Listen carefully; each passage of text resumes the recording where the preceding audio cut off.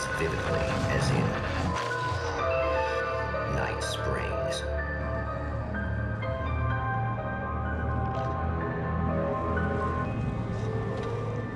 The man before you is a champion of light. He is part of a conflict between darkness and light that is both ancient and eternal.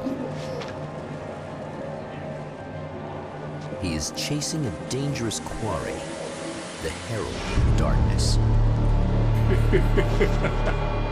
His evil doppelganger, known only as Mr. Scratch.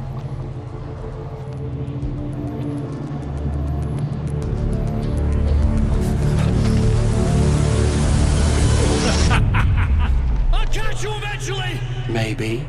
But what are you gonna do then? By then, I'll have had my hands on everything you love.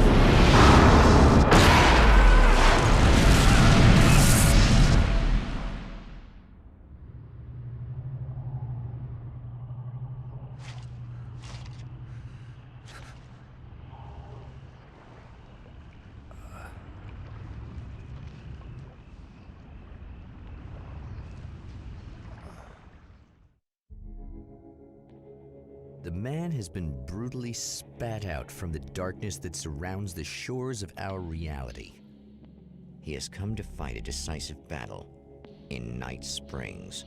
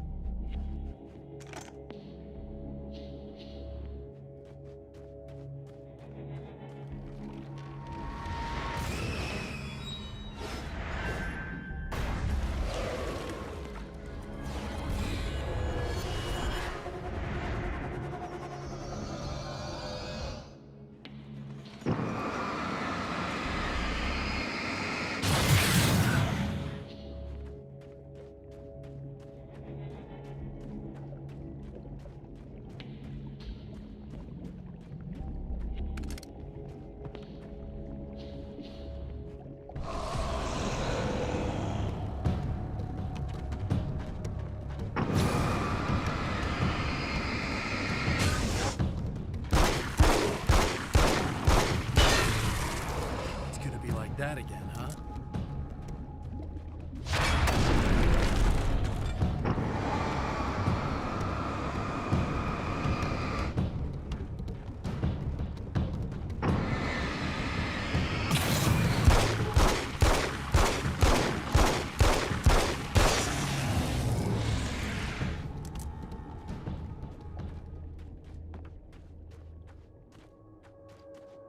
In another life, the man was a writer. He still practices that art, forging weapons of war out of ideas. But the violent currents that brought him here have scattered the pages he has written.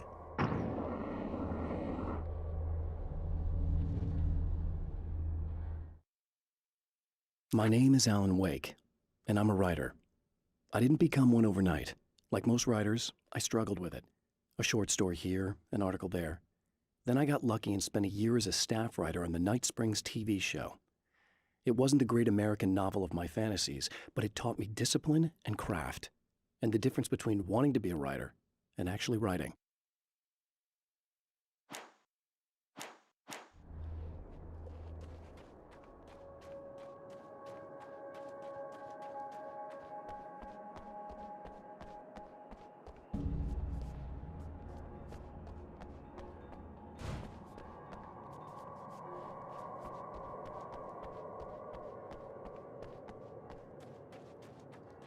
The lights of the motel promise safety.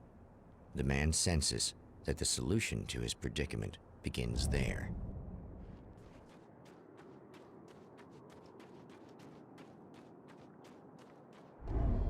Somewhere within the Earth, space itself has been pierced, and from dark depths runs a steady flow of monsters. The man recognizes the hand of his evil double in this. He knows he must put an end to this madness.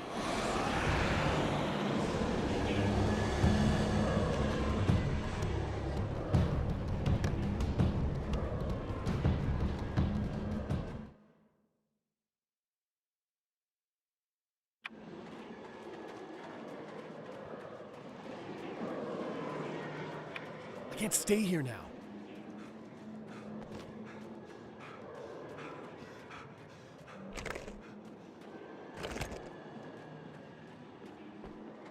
It's a little sad how many problems you can solve with buckshot.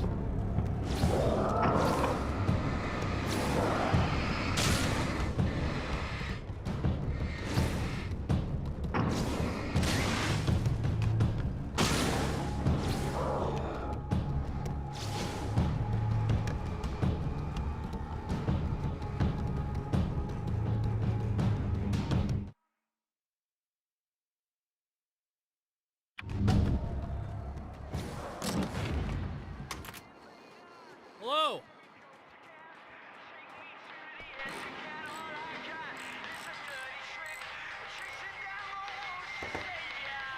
Hey, it's you. There. You remember me, right? Emma? Emma Sloan? I think you might have something that belongs to me. Really? A typewritten page? Oh, yeah, that's weird. I did find a page like that. I don't even know where it came from. It was all this weird stuff about the oil derrick and a satellite. Yes, that's what I'm looking for. Oh, well, I don't know how you knew I had it, but I guess it's yours. Listen, what's this all about? There are these really creepy guys hanging around the oil derricks. There's something really weird about them. They're dangerous. I'm gonna deal with them. Try to stay out of their sight, okay? And stay in the light. They hate the light. Just to be clear, you should know that we haven't actually met before. Sure we have, Mr. Wake. Remember you stayed at the motel here. No, the guy you're talking about just looks like me, even if he uses my name. He's behind all this trouble. Oh, I thought, now that you mention it, I guess your aura looks a lot nicer than his, actually. I'm very sensitive to things like that. There's a bunch of stuff I need to find. The things mentioned on that page? Well, there's a lot of old crap lying around this place. Great, thanks. I think you should be able to find everything, except the satellite, obviously. Are you gonna tell me what this is? I don't think that'd go over too well. Why don't you let me be the judge of that? Fine. The page is a formula for rewriting reality. Either I use it to close a strange portal to a place that isn't in our world, or shadowy serial killer monster things keep pouring out of there. Yeah, you were right the first time. You can think what you want about me, but there's still bad guys around. Be careful. Well, you might be nuts, but I've seen the way they move, the way they look. I'll buy that. They're called Taken. They aren't really human. Not anymore. And they're climbing out of the oil well? What, do they have secret headquarters down there, or...? No, that's just where the point of connection is. It's a hole that leads to, well, it's a really nasty place. That's why I need to close it. And the guy who looks like you opened it, because he was hanging around the oil field before. He gets around, unfortunately. Thanks for helping me. Oh, I wish I thought you were just a nutcase. Actually, I kind of expected you to. Me too. But I feel like this is how it's supposed to go. Isn't that weird? Not really. I get that a lot in my line of work. What do you do anyway? I'm a writer. Obviously. What was that you said about my aura? Oh, I'm very spiritual, you know. I can see auras, but I only use it for healing and helping people. I'm like a wise woman, you know? I give people insight and advice. Look, just because I say crazy things doesn't mean I believe everything. Don't be like that. Maybe you should take a few crystals with you if you're going out there. It might be dangerous. They soothe your energies and focus your mind. It's fantastic. And they help me take out the bad guys? Oh, well, no, not as such. Yeah, okay. I think I'm... Or I have some wonderfully potent herbal detox suppositories. Yeah, I'm good. I'm good.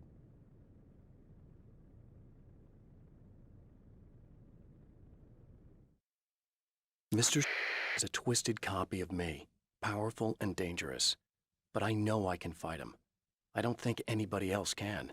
They don't understand what he is, what he represents, or that all the horrible things he does here are almost...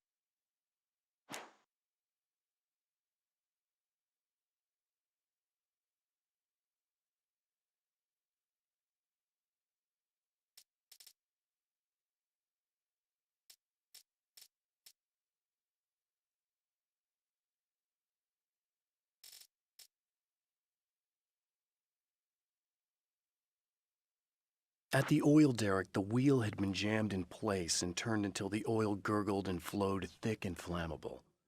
The warning lights were blinking in a fast rhythm, bright and steady, powered by the battery. The Kasabian CD was playing in the boombox, all distorted guitars and intense beat.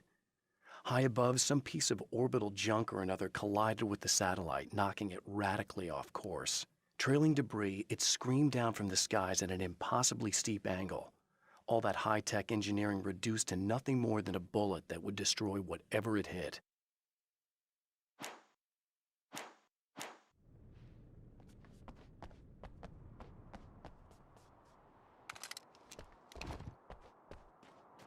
The Champion of Light recognizes the page he got from the woman. It is a weapon of his own design, custom engineered to destroy the dark portal. If he recreates the conditions of the page, a great power will be unleashed. Oh, hell. This isn't gonna be good. Is this on? How can you tell? I'm sorry, I'm not very good with gadgets.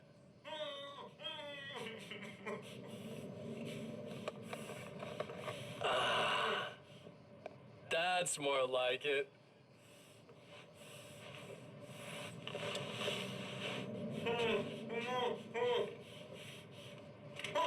I'll be right with you. I just gotta do this one thing. I like it quiet.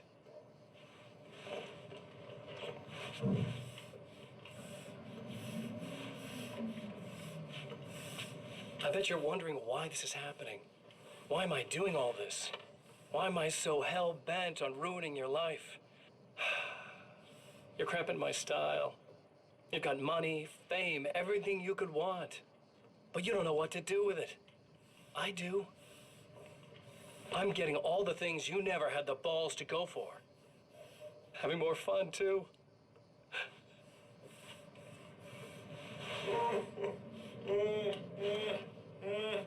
Do you know the real difference between us? I'm not afraid to be the center of attention. This poor slob's just collateral damage, really. I mean, beat some information out of him earlier. But this part? This is just for kicks.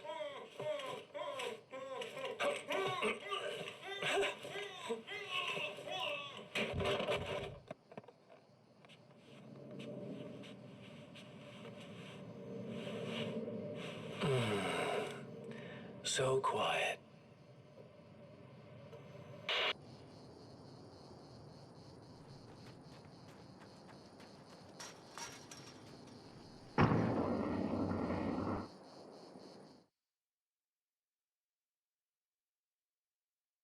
I know that when I arrive, the clarity of vision I have now may disappear. I've made my plans. I've prepared for this, but I know the transition from the dark place will be hard on me, and not just physically. It may affect my mind, my memory. These pages should help me remember and focus. That's worked for me before. Even if that fails, I think I will be able to trust my instincts. I'm navigating my own story. I'm hoping I'll know where to go and what to do, even if the details elude me.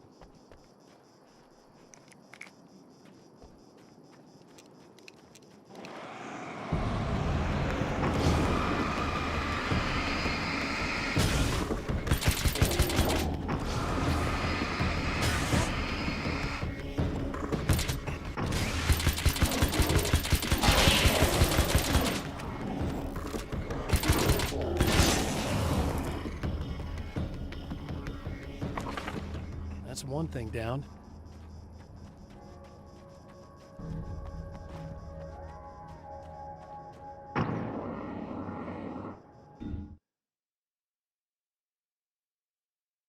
Some of the Taken aren't protected by the darkness like their comrades. Instead, their aversion to light is so extreme that they literally split into two when they encounter strong light. It leaves the two halves weaker, but of course, there's strength in numbers. It's a disturbing development. The dark presence I faced 2 years ago was powerful, but it didn't have much in the way of imagination. Clearly, the same cannot be said of Mr.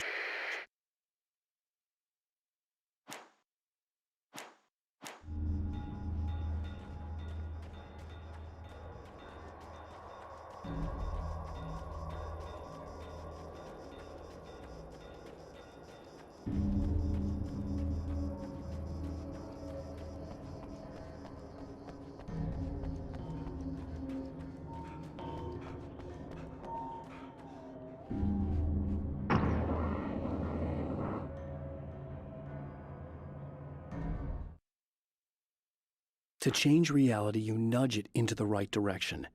Your version of it is there, waiting. It wants to come true. All you need to do is help it achieve its potential. The devil is in the details. You change the details of the scene to match those on the page.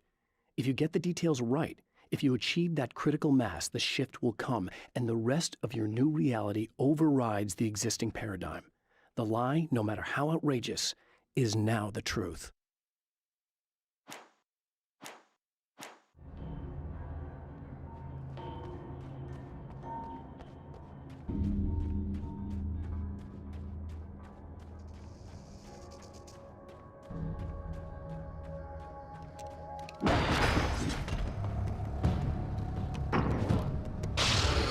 Tears itself in two to avoid the hated light. It becomes weaker, but more numerous. Such is the arithmetic of harm.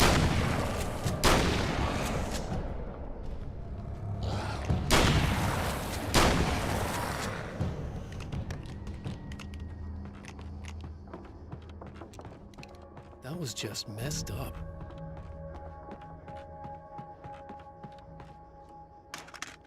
That's two. Just one more to go.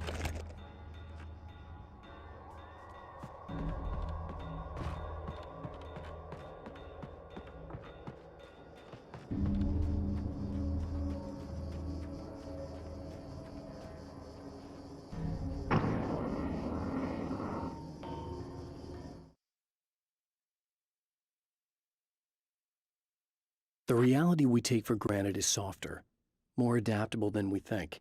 Under correct conditions, you can reshape it, turn it into almost anything you want. When it happens, almost nobody notices. It's not that we forget, it's that after the change, there's nothing to remember. Only those who have been directly touched by the powers that can shift reality are aware of the changes. Many are driven mad by it, others can cope. I'm one of those people, and I know how to wield that power to rewrite reality.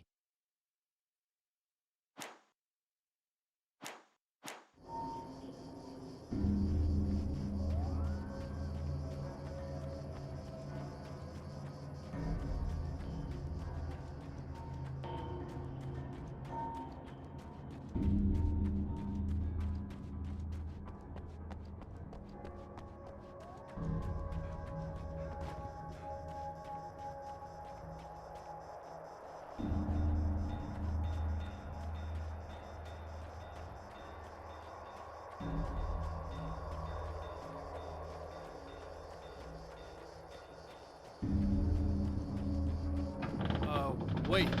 Wait! Whoa!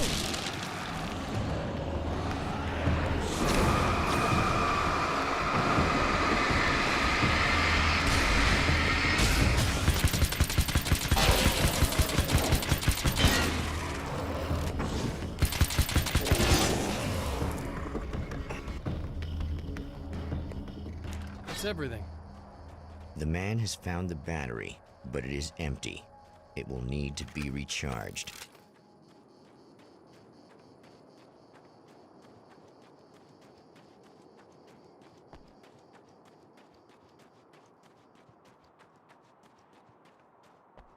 I need this battery charged. No problem. Here you go. Thanks. Listen, I don't know what's gonna happen exactly when I do this. My memory's a little hazy. I don't even know what that means. All I'm saying is you don't want to come anywhere near the oil field, all right? This thing could get out of hand. In the middle of highly flammable materials. Great. I'll do my best to contain it. Just please don't turn out to be some kind of crazy terrorist guy, okay? Okay, I'm gonna go now. Wish me luck. Wait a sec, I want to ask you about something first. What did you mean with that my memory's a little hazy thing? I had a pretty rough time coming here. It was like being caught in a tsunami. I blacked out for a while.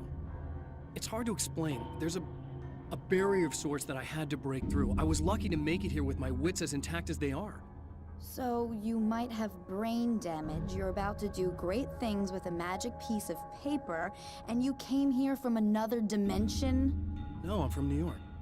I was just visiting another dimension. Oh, yeah, okay. My bad.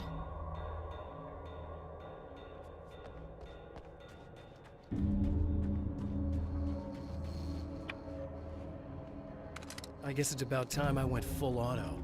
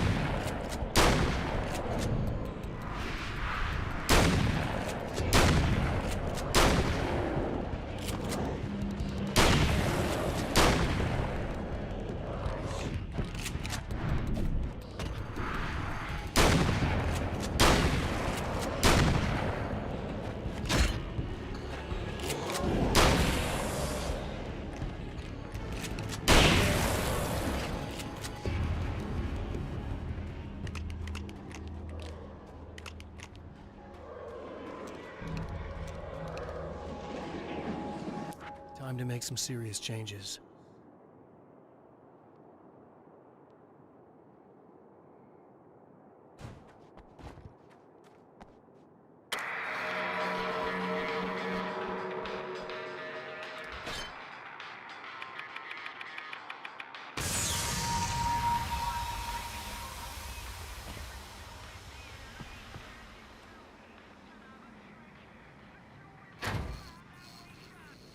Messing with the enemy.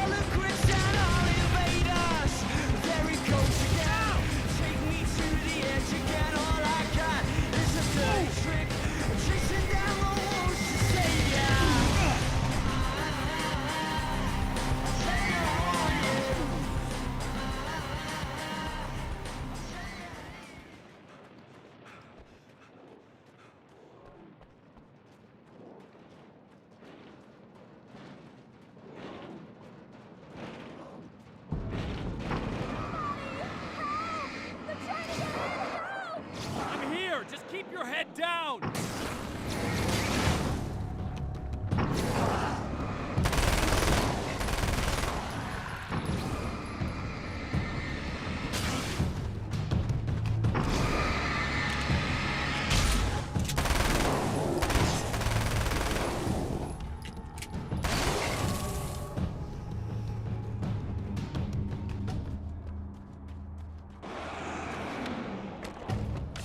I think I hear more of them! Yeah, I think I noticed.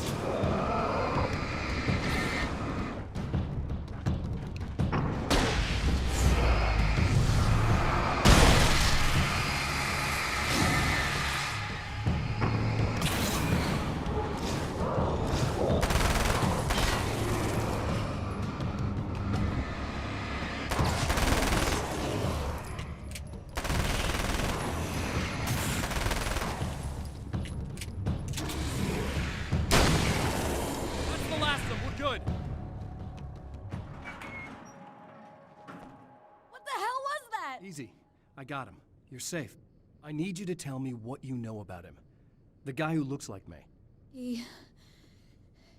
There was a party in one of the rooms. It was pretty wild. I'm not sure which room it was in.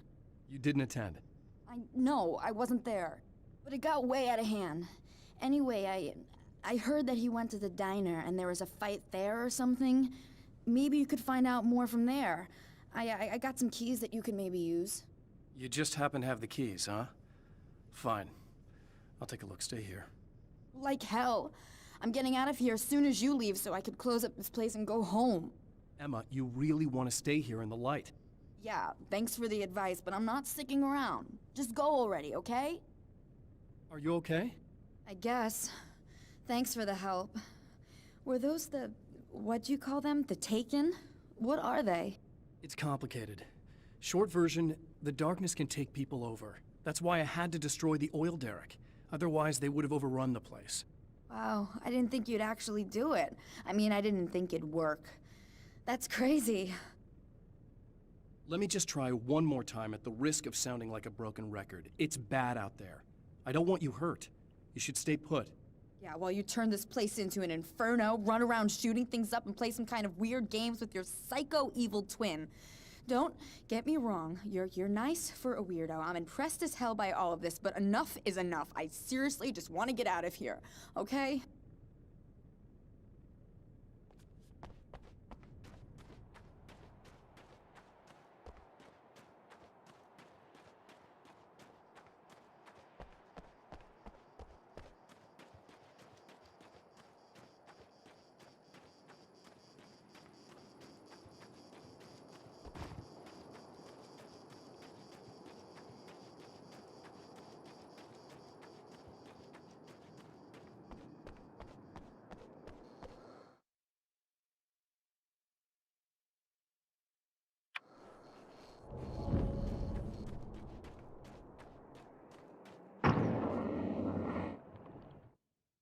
Mr.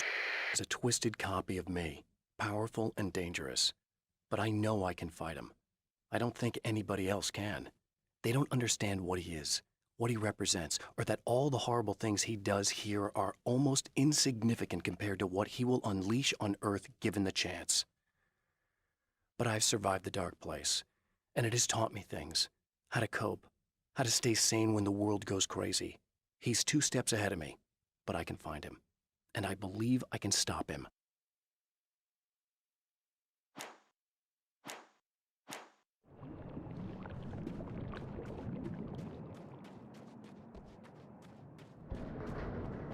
A poltergeist.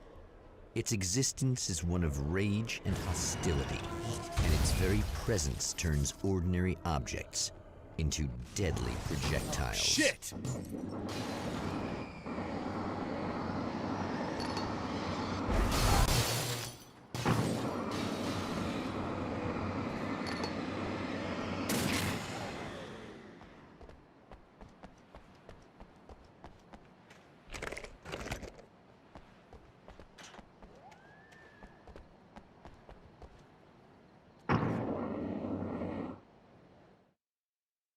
The strands of webbing glistened in the beam of my flashlight, fine, almost ethereal. They were fresh, and right in my path. I held my breath and waited, ears straining. Nothing. I moved on, concentrating on the task at hand. Just get what I was looking for, then leave. That's all I keep telling myself. For a moment, I actually thought it might be as simple as that. Then, I heard too many legs skittering across the ground.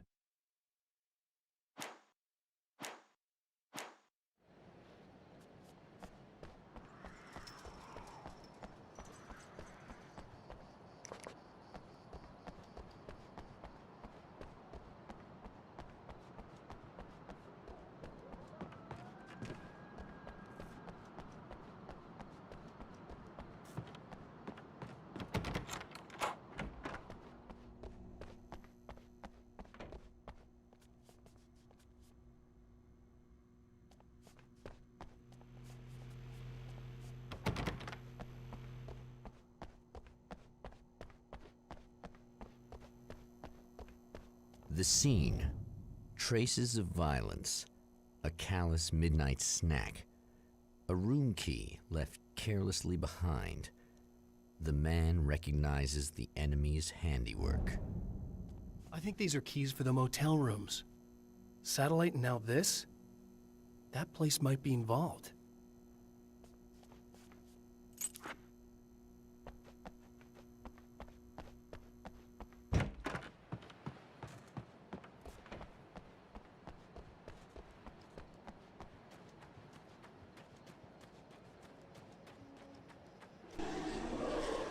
Emma Sloan was a believer in a great many things, most of which were entirely fallacious.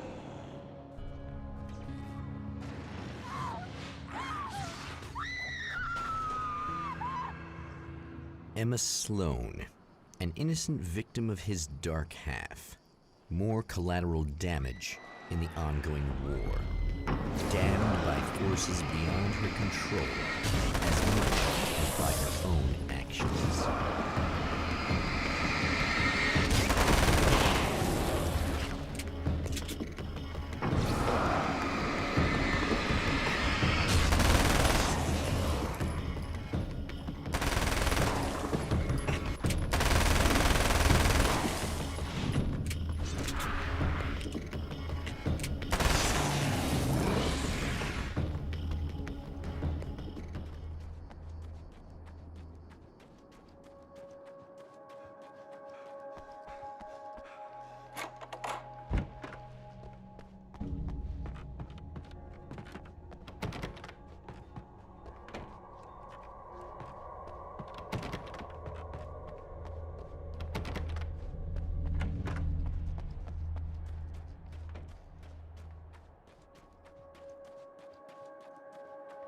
Damn it! Why didn't you listen?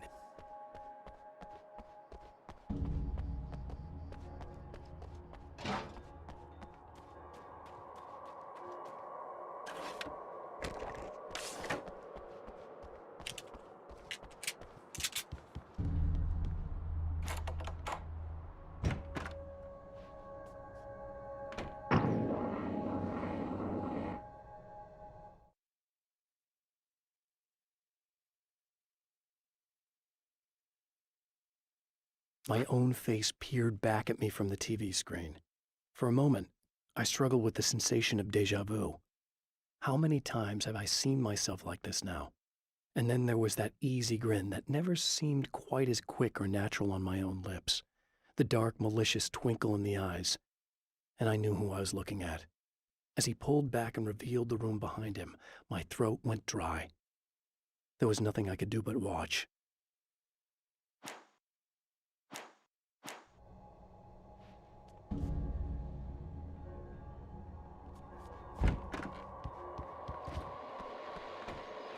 Well, here you are, about to enjoy another cool Arizona night with me, Eddie Rodman, the host with the boast. Hey, any of you guys remember Old Gods of Asgard? Man, I actually saw them twice back in the 70s. I was just a kid then, but my dad worked at this club, and he'd sneak me in to see bands all the time, you know. Talk about an education. Anyway, great band, couple of great albums, solid fan base, and then they kind of dropped off the face of the earth. Well, now, almost 4 decades later, they're making a comeback. And let me tell you, these boys have seen a lot of road. There's some serious rock and roll veterans, because they weren't too young even back in the day. Well, now I've got Odin and Tor Anderson, two of the original Old Gods, in the studio with me, along with their manager, Barry Wheeler. Nice to have you guys here. Oh, hey, it's great to be here, Eddie. Yeah, hey. Hello! Now, boys, let me just come out and say this, all right? Spring chickens, you ain't. I mean, you guys, you make the Stones look young. You're only as old as you feel. Who you calling old? Now, your last album was 1978's In the Valley of My Shadow. And then you stopped playing altogether after that. Why? And what made you do a comeback after all this time? Well, it was a sad thing. See, the original bass player for Old Gods, Fat Bob Balder, passed away in... Leukemia! Bob had leukemia, poor bastard. Yeah, after that, we didn't feel like playing no more. Long story short, I ran into these guys up in Washington, and it was obvious to me that they still got it. So I figured, hey, let's make some music, right? They went for it. Now, Barry, you were a literary agent before this, right? Uh-huh. Yeah, and you were very successful. You represented Alan Wake, I believe, who disappeared under mysterious... Yeah, that's... Hey, I just want to talk about Old Gods tonight. Is that cool? Can we do that? Oh, yeah, sure.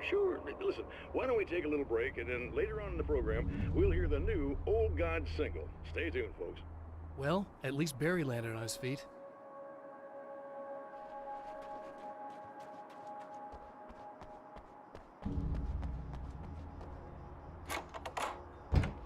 Damn.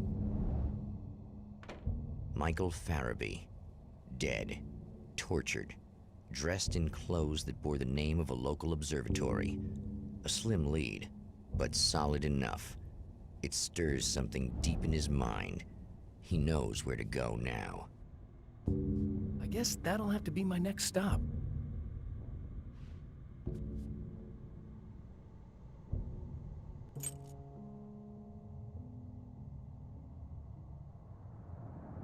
The observatory, hot on the heels of the Herald of Darkness, the champion of light forges on to see the stars.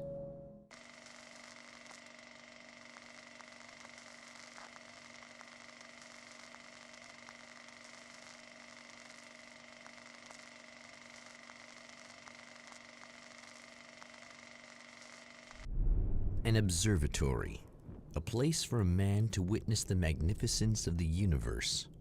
But such insights are not what the champion of light is looking for. He has come to find a weapon.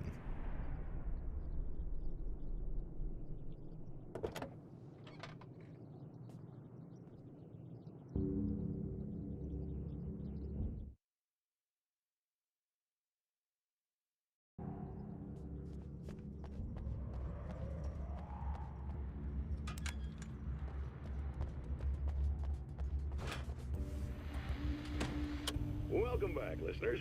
As you know, I'm Eddie Rodman, and I'm still talking to Old Gods of Asgard, who are doing their big comeback tour. How's that been going for you? Odin? Splendid! I'm having the time of my life. You know, I didn't realize how much I'd missed that. And what about you, Tor? It's okay, you know. Well, this must bring back a lot of memories. Oh, yeah. It's wonderful to be back on stage. If it wasn't for my knee, I'd feel like a young man again. Well, speaking of that, I hate to keep harping on this age thing, but I gotta tell you, I've heard your new songs, guys, and you sound really good. Thank you. And this may be a touchy subject, but to be blunt, you really don't sound, well, old. I mean, the difference between your speaking voice and your singing voice, it's pretty striking. What the hell are you talking about? You saying it's not us singing on that record? What? What's he talking about? No, I'm not saying that, guys, but I can't help noticing the difference. Son, you're on thin ice. You calling me a liar? Whoa, hey, let me just step in here for a moment, boys. Yeah, Eddie, they do sound different, but believe me, we're not talking Milli Vanilli here. These guys are the real deal. Why don't you come to the gig tomorrow night and see for yourself? Once they get on that stage, boom, things get real. Really? Believe me, they play like they're possessed. It's almost like magic. But you see my boys play, you see the Old Gods for real. These guys project a lot of power. They're not lightweights, you know what I'm saying? All right, Barry, I'll see if I can make it. Now, let's take another quick break here, and after that, we'll play the new Old Gods of Asgard single. Don't you go away.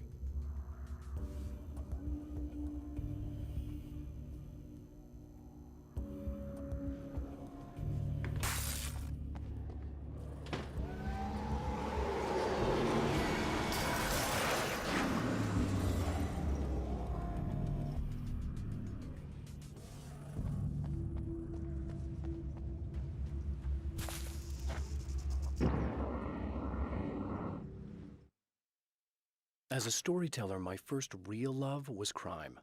And it was in that genre that I finished my first novel, starring the perpetually miserable Alex Casey, whose entire life was a wound that never healed. The books sold as fast as they hit the shelves. I wrote 5 more Alex Casey books, and they all were bestsellers. I became rich. I became famous. Success brought pressure, and I didn't handle it very well.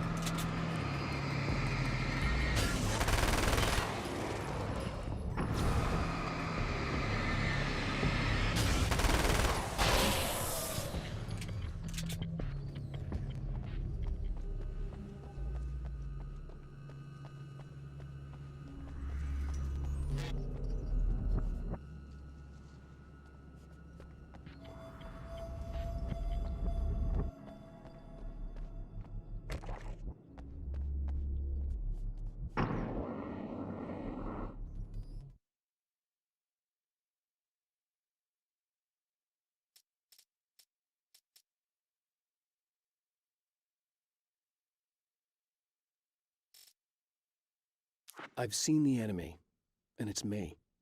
I've faced dark horrors before, things that live in the unimaginable pressures of the world beyond our own. Sometimes they masquerade as humans. That's what ultimately lurks inside Mr. He's every mean-spirited tabloid story about me, an evil caricature, a creature formed in that vague territory of misconceptions, half-truths, and the dark imagination of people who heard a story about me.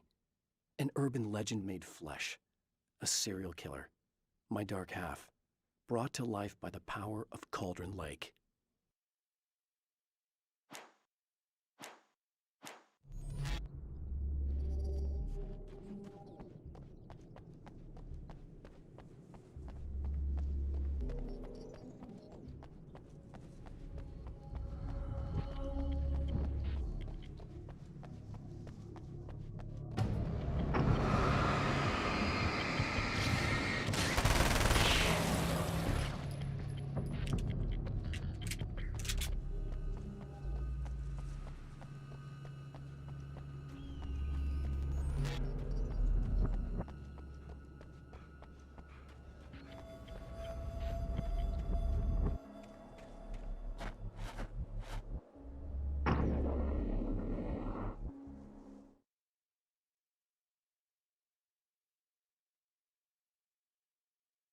The spiders aren't really the work of the enemy.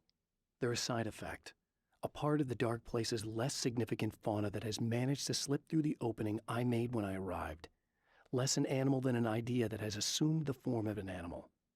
Makes them no less dangerous, but at least they're a little easier to deal with. The darkness doesn't protect them like the Taken, and thus they can be destroyed by either light or bullets right away.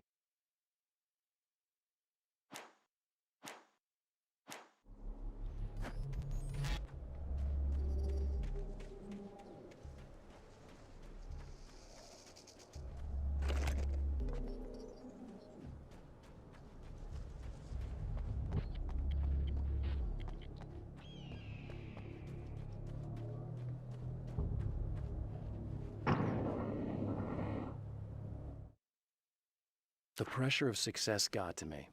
My wife Alice was the sole thing in my life that anchored me. Suddenly it wasn't enough. I couldn't write anymore. I distracted myself with wild parties and whatever trouble I could scare up. I wallowed in the drama of my life, sure that Alice would stick with me even though she didn't sign up to be the lifeline of a tortured artist. It was my dumb luck she's not the type to give up.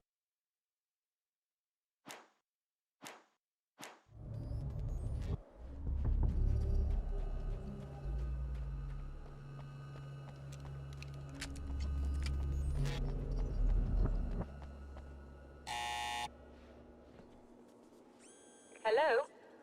I'm Dr. Rachel Meadows, and... Wait a moment, it's you! I can't believe you dare show your face around here again.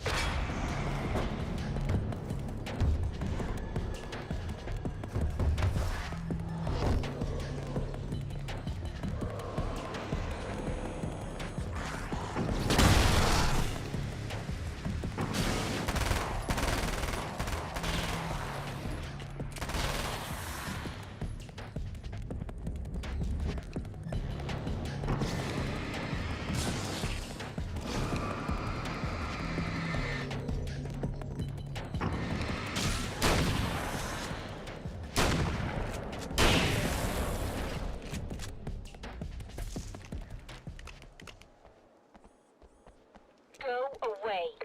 It wasn't me. I just look like him. Are you serious? That's what you're going with? Please. I'm trying to stop him. You saw those shadow things trying to kill me, right? I bet he got along with them just fine. Yes. Yes, he did. All right. Come on in. Thank you.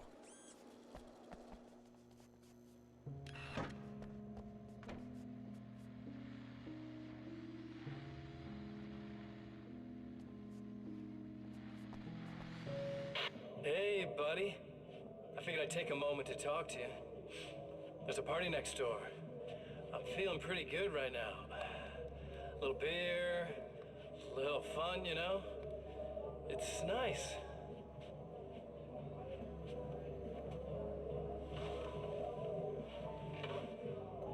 Listen, this whole thing between us, it's a little weird for me too, you know? I mean, we don't just look the same, there's a lot we share. I mean, up here, I know you, right? So I was thinking maybe we could...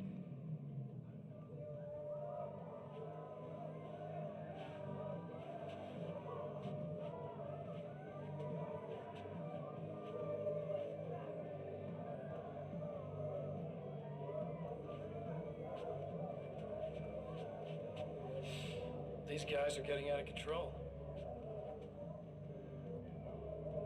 Look, I feel like we're both victims of circumstance here. And maybe we could make some kind of effort to...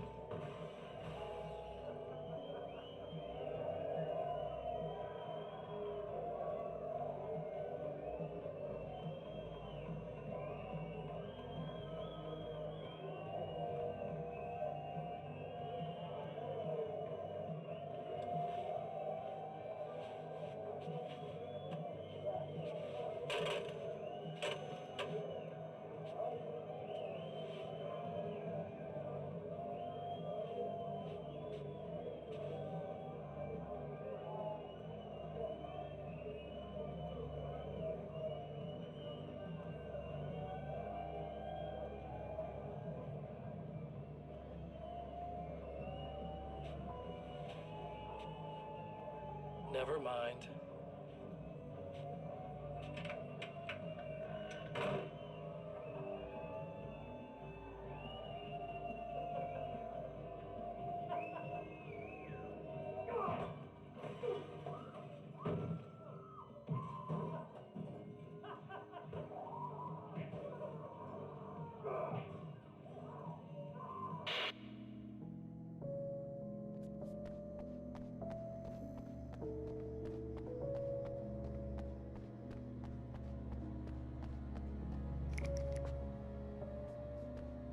Just a moment, I'll send the lift down to you.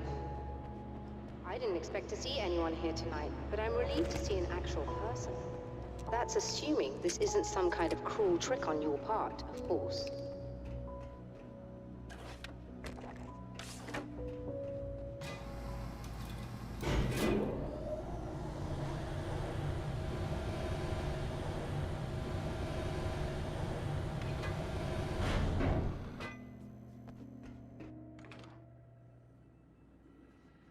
Doctor, the man who looked like me, what did he want here?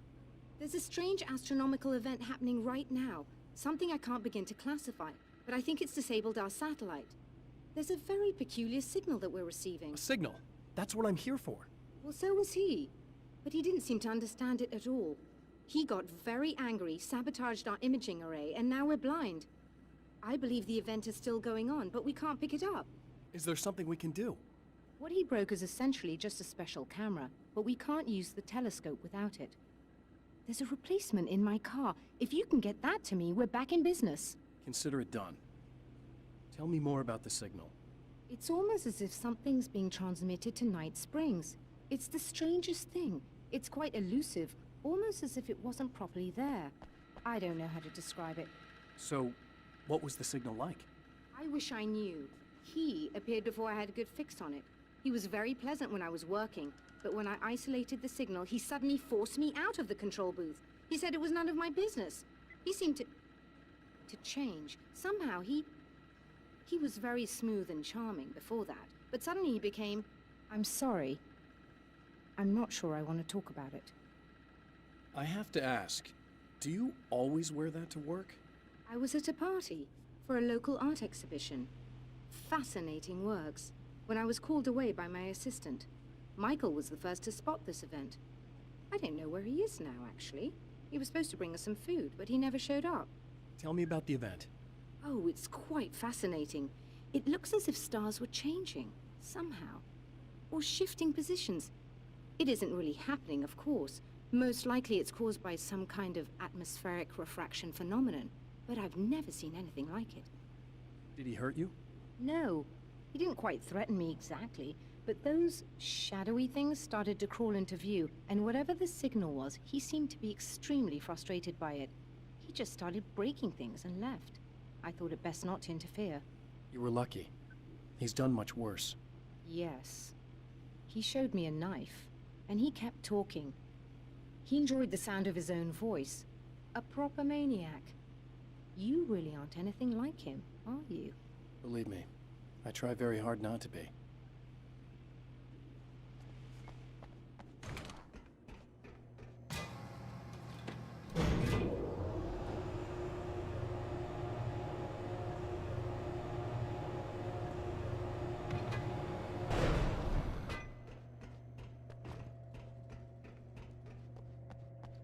Good luck, and try to be careful. It's a very expensive part, and we don't have a replacement.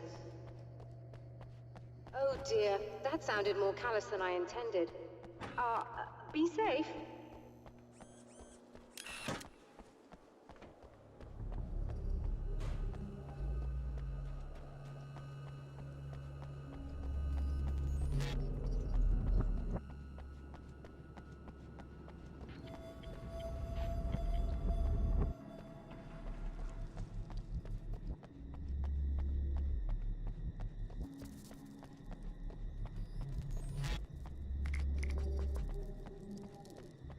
This must be your car.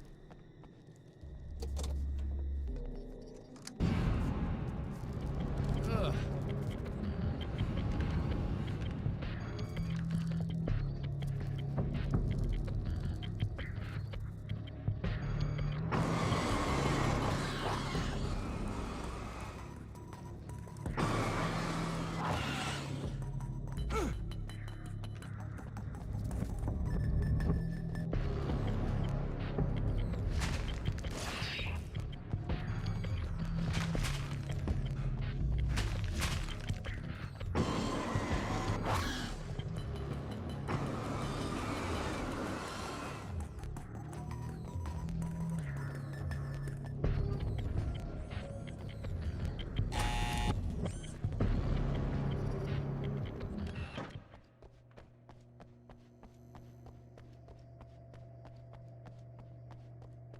Found it!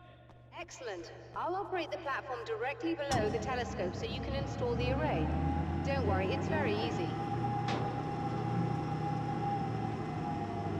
Hop on.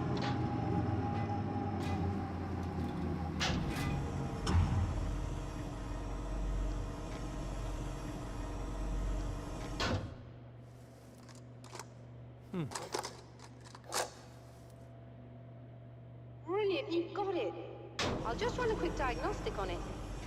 Yes, it's in perfect order. All right, we're good to go. Let's take a look at the skies.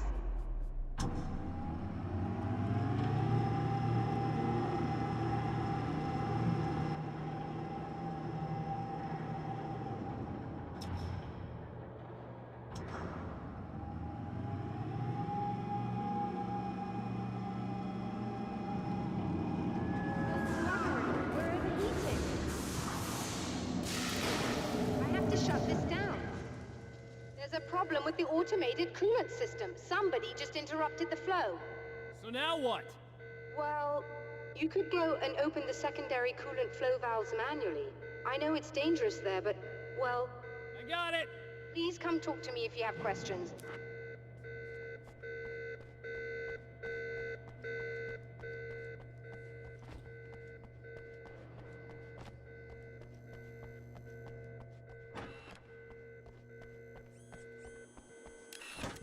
Just remember, you need to release all 3 valves. It doesn't matter what order you do it in.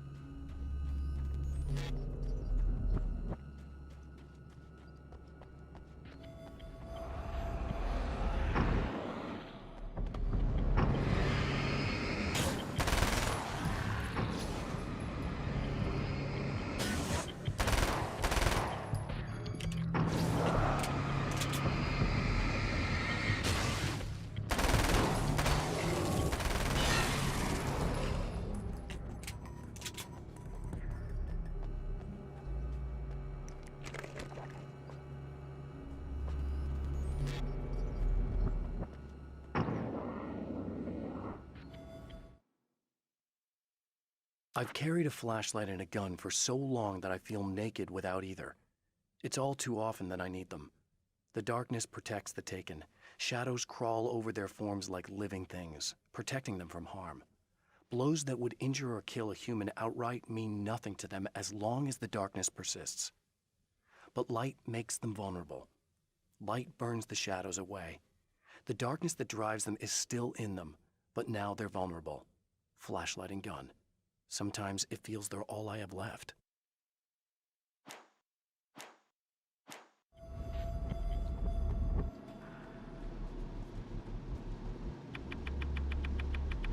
Okay, that should do it.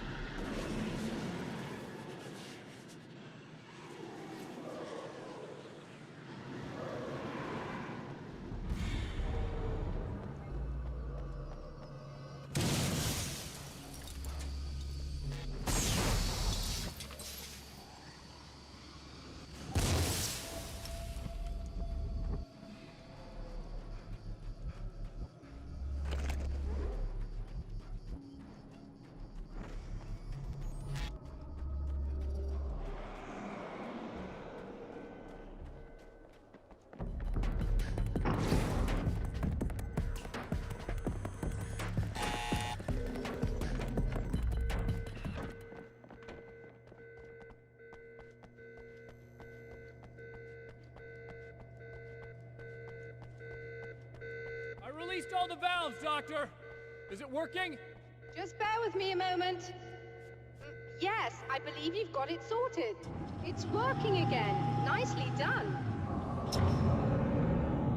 That sounds like trouble. I don't think they're happy with our success.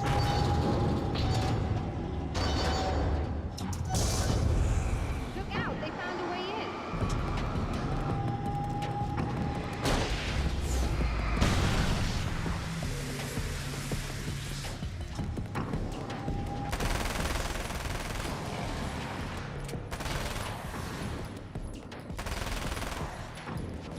Hold on a little longer. I've almost got it isolated.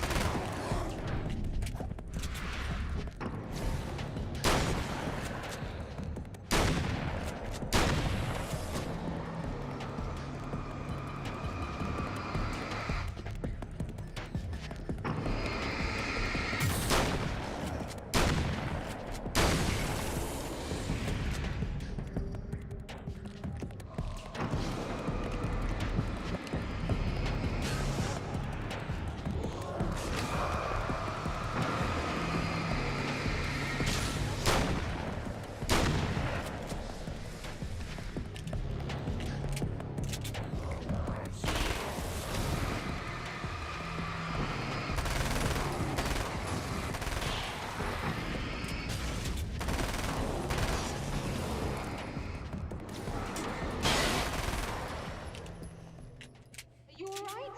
That was intense. I'm sighted in now. I still have no idea what I'm looking at, but it's very strange indeed. Oh, where are my manners? Please, come on up. I'm sorry, I was distracted.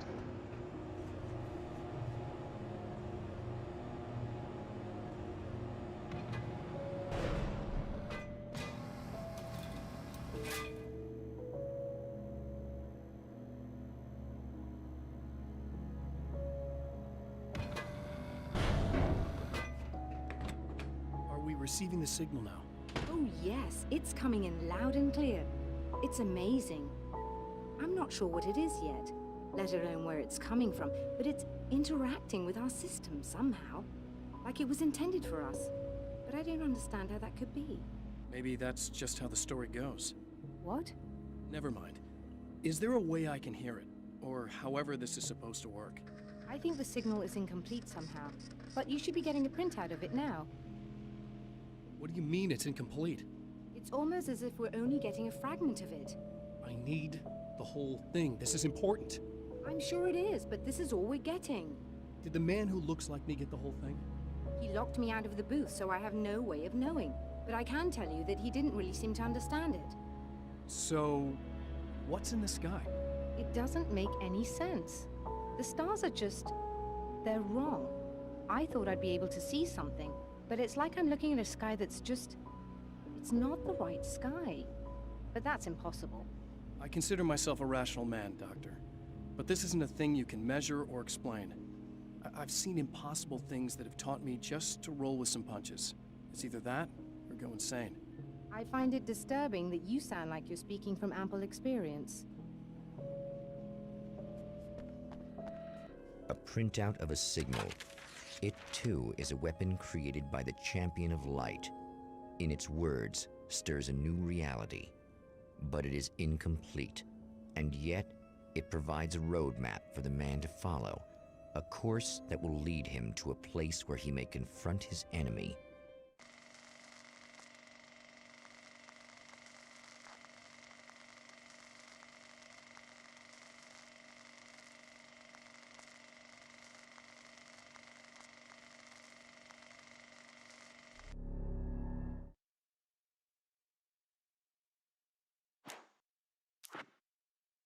The atmosphere in the projection booth at the drive-in was charged, almost unreal. Despite that, the air felt cool and refreshing this late at night. It'd been a hot day. The summer was nearing its end, but it wasn't over yet.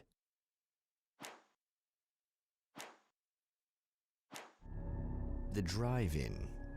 Once the site of lurid celluloid fantasies, it's now the site of an art exhibition. And yet, it's the search for closure rather than culture that brings the Champion of Light here.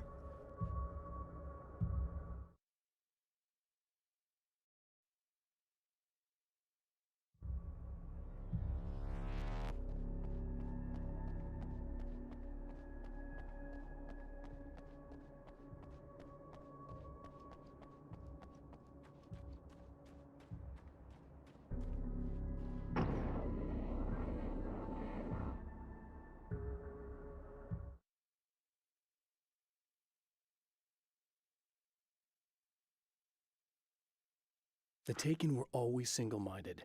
They had a certain animal cunning, but they weren't very intelligent. That's one reason why they prefer melee weapons.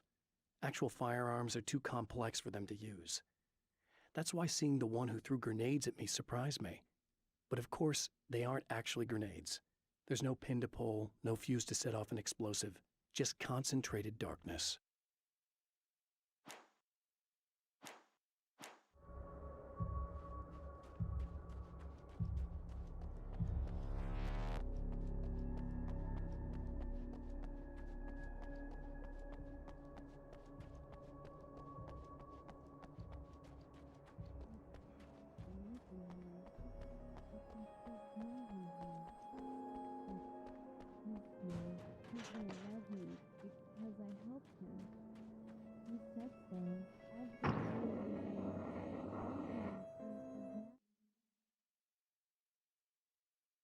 My writer's block got worse. I didn't sleep much anymore. My life with Alice seemed like a constant fight. I was a wreck. Alice took steps. She booked a vacation in Bright Falls, a small town in Washington. It was supposed to be a chance to break out of the cycle I was in. She didn't know about the darkness in Cauldron Lake.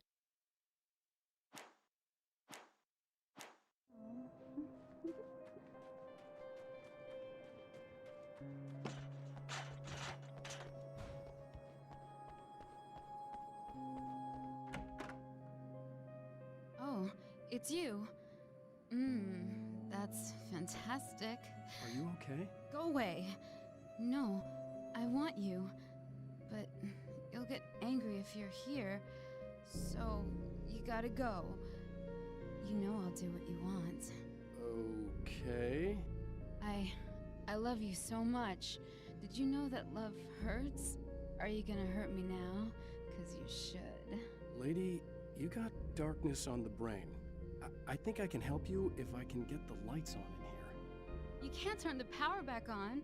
It's not allowed. You said. So, where shouldn't I go so I don't turn the power back on accidentally? It's the big building on the other side of the drive-in, but it's locked. Where's the key? Just so that I know to avoid it. It's on the wall next to the cash register. But you can't. You can't. Don't be bad. Hey, no problem. I'm just gonna go do some other stuff. Scout's honor. Just try to stay calm. I've seen this kind of thing before. I think you're gonna be okay. Why is it so hard to think? You've been touched by darkness. I'm hoping it's not permanent. Remember when you were here before, and you kissed me? And then everything got all dark? That was the best. Listen, this is very important. Where did I go? Can you tell me that? Baby, you don't need to go anywhere. You're here now, and you're in my head. You should be in me. You should touch me again. Not with a 10-foot pole, lady. Hey, just in case there's a part of you in there that's freaking out right now, it's not your fault. I promise I'll do what I can to help you, okay? I don't... Please go away. Don't sweat it. I'm just saying that in case you really need to hear it, I've been there. I think there are spiders in my eyes. I think you put them in me. Yeah, I'm just gonna go now.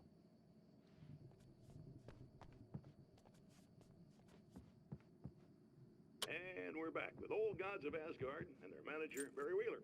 Guys, you're on your comeback tour, and you're playing a lot of your classic material, but you've also got a new single out, right?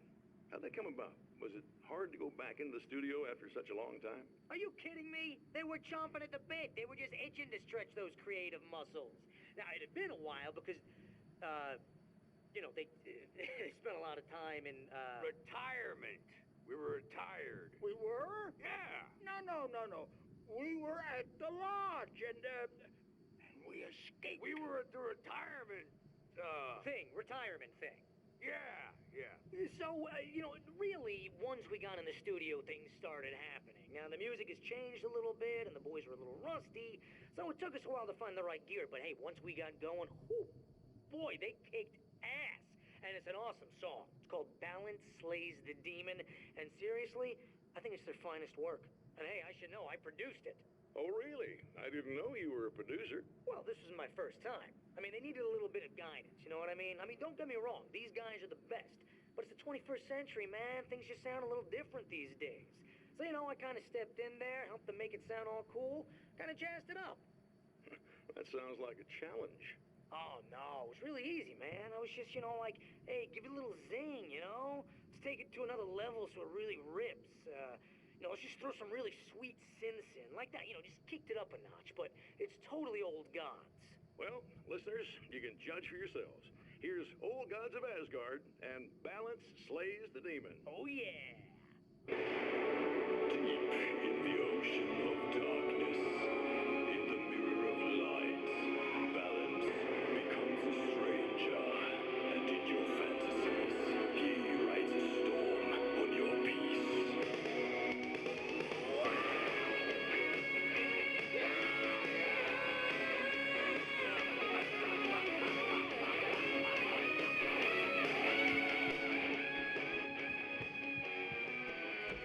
The man has encountered this before.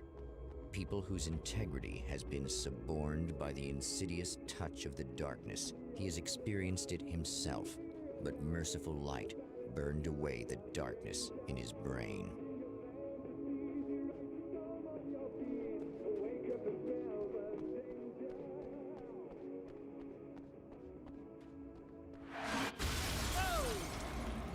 Not good.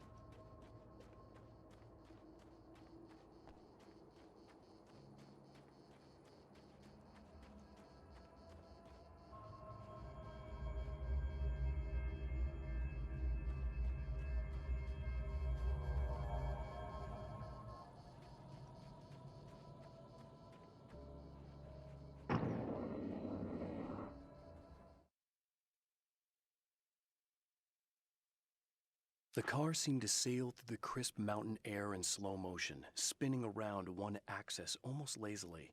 The moment was hypnotic. Then it struck the pipeline in a shower of sparks, the impact turning the windshield into a burst of safety glass. As it hit the ground, I snapped out of my reverie. The car was rolling downhill, slowing down as every bump killed momentum but still coming. The fence wouldn't be enough to stop it.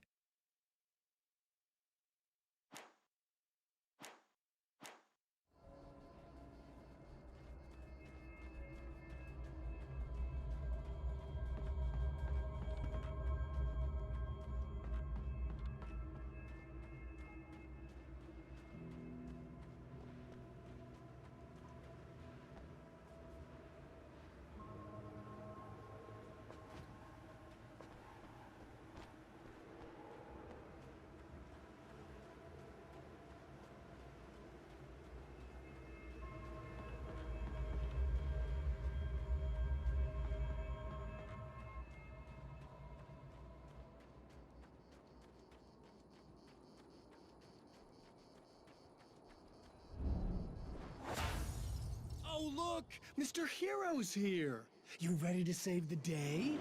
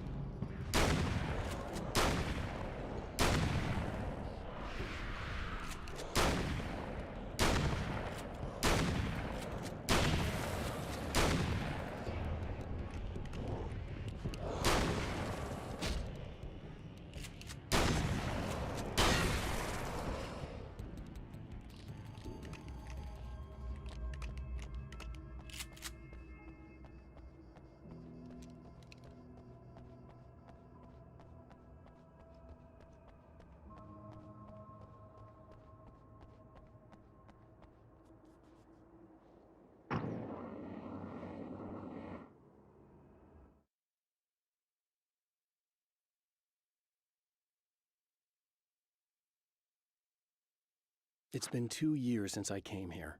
Being that long without Alice breaks my heart, and I know it broke hers. I know she thinks I'm dead. How could I blame her for that? It would be a crime to pretend that she owes me anything. She took all the stupid, self-indulgent bullshit I brought into her life and still stood by me. Still loved me. It's no betrayal. But I'm a better person now than I used to be. I want to be that person with her.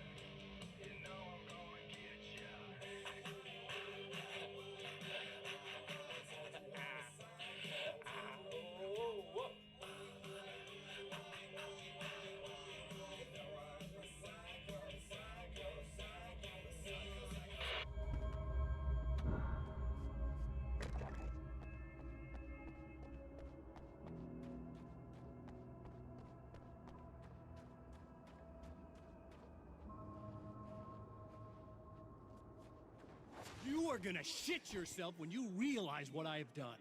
Shut up!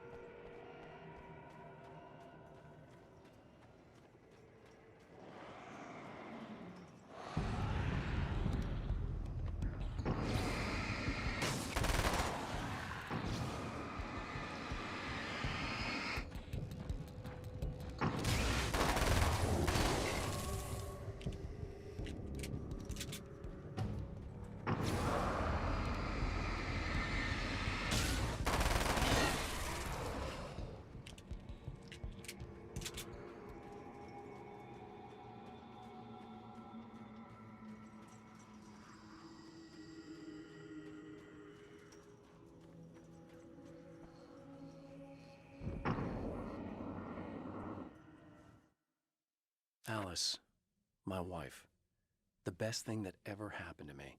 She smiles and the darkness lifts. For her, I've tried things I otherwise never would. I've never really minded if it's made me feel like a fool. She's a photographer, and the world she sees through her lenses is unique and beautiful. She has the vision. She sees things others don't and knows how to make them visible to everybody. She did it with me, too. She teased out things I was only vaguely aware of. She always saw me in the best possible light. Alice, my wife, the best thing that ever happened to me. She smiles and the darkness lifts.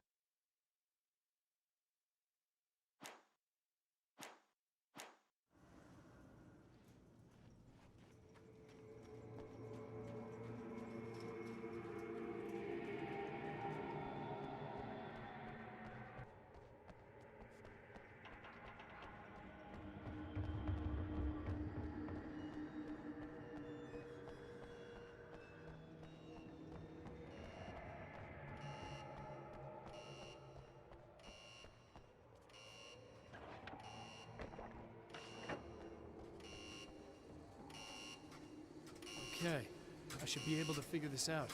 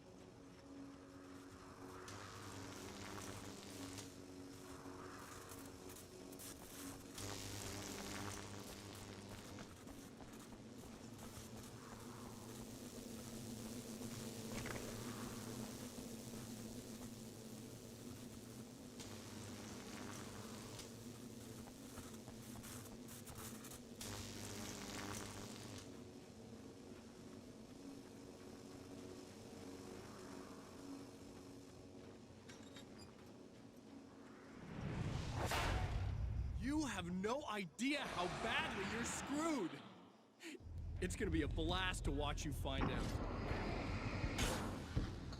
Don't wanna get hit by those.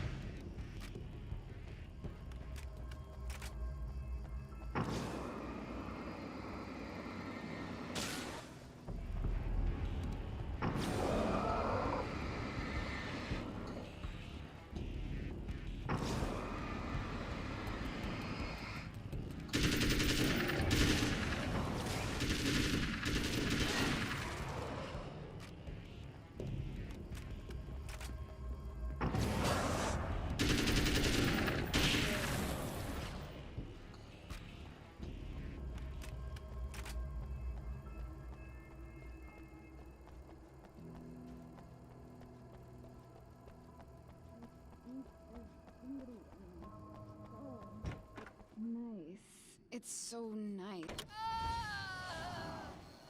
No, don't! Oh, it's not... It's you. Did you help me? Looks like you're feeling better now. Yes, I am.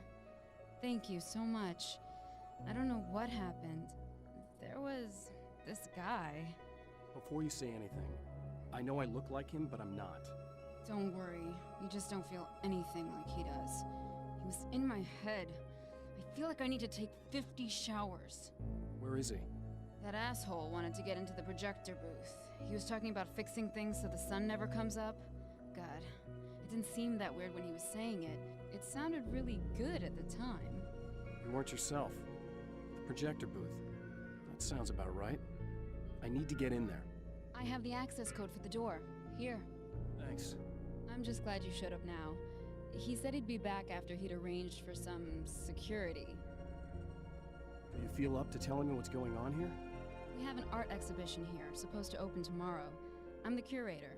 My name's Serena Valdivia. Alan Wake. Holy shit, it is you. I've seen you on the big screen. I know your wife. You know Alice? Wait. Big screen. Yeah, we have a film from her here.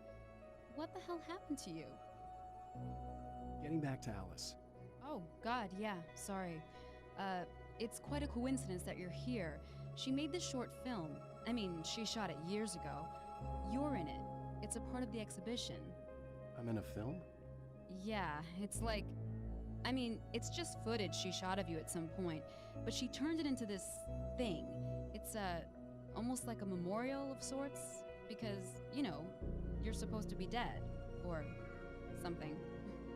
Uh-huh. How's Alice? Is she all right? She's okay, I guess, all things considered. I know her pretty well. You're really Alan? I can't believe you're here. Nobody knows what happened to you. But there are people who say they've seen you. That wasn't me. He just looks the same. Like, Yeah, but that guy's a lot more slimy. The thought of him makes me... I hate him, but there's something about him, God, he's so creepy. Anyway, you're not like him. At all. I hope you can stop him.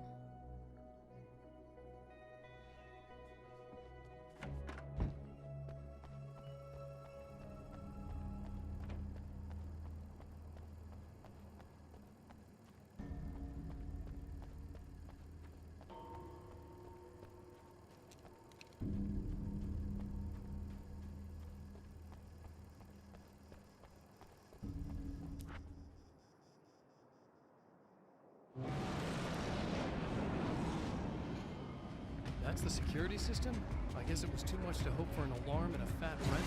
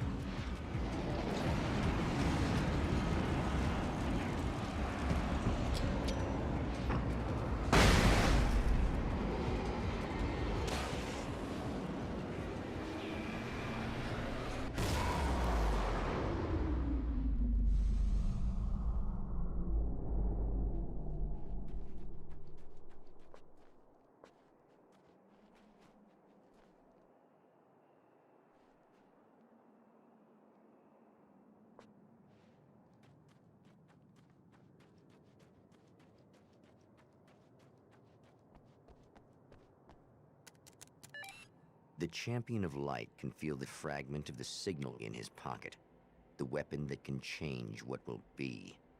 It's incomplete, but it's all he has.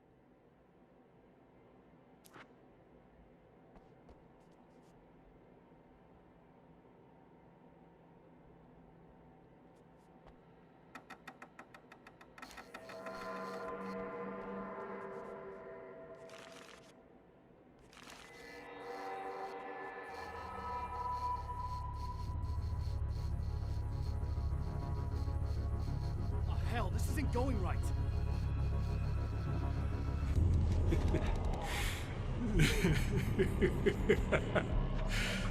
You've been up to something, haven't you? Too bad it's not gonna do any good. I'm a better you than you ever will be, and I've got all the time in the world. Everything you've got's going to be mine. Your life. Your wife! What are you gonna do about it? The sun's never coming up now. I could keep this up forever. Show yourself! Whatever you say, buddy.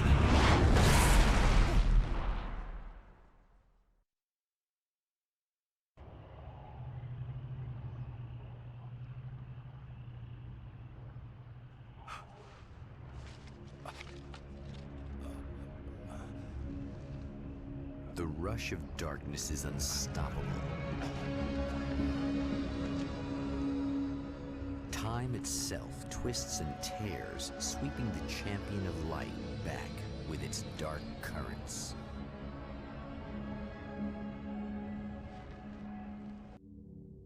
Again, he enters the world, but now he sees the trap for what it is, a maze that loops back into itself.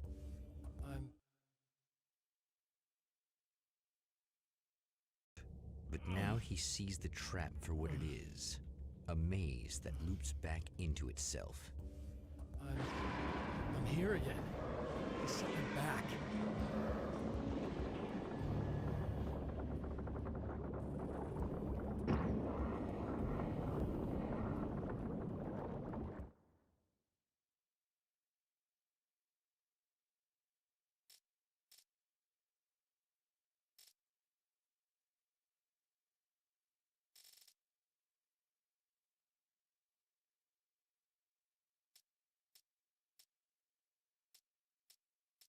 In Bright Falls, I was constantly under attack by birds that were more shadow than flesh and feathers. But this is an evolution. Some of the Taken were actually capable of turning into a flock of birds to escape my attacks and turning back into human form to make surprise attacks.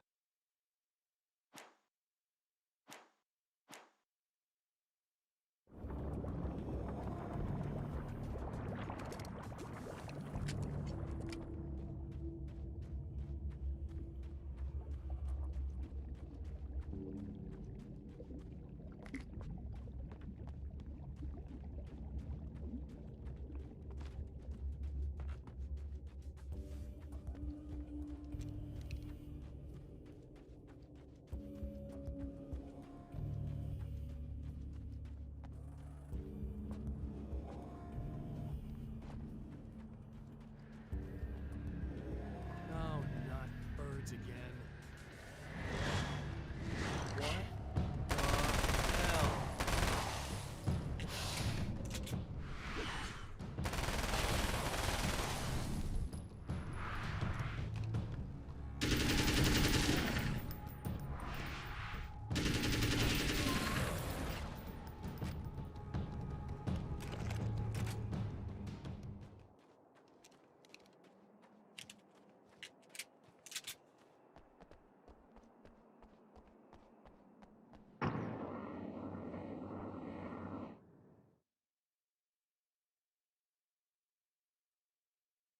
I'm trapped in the darkness.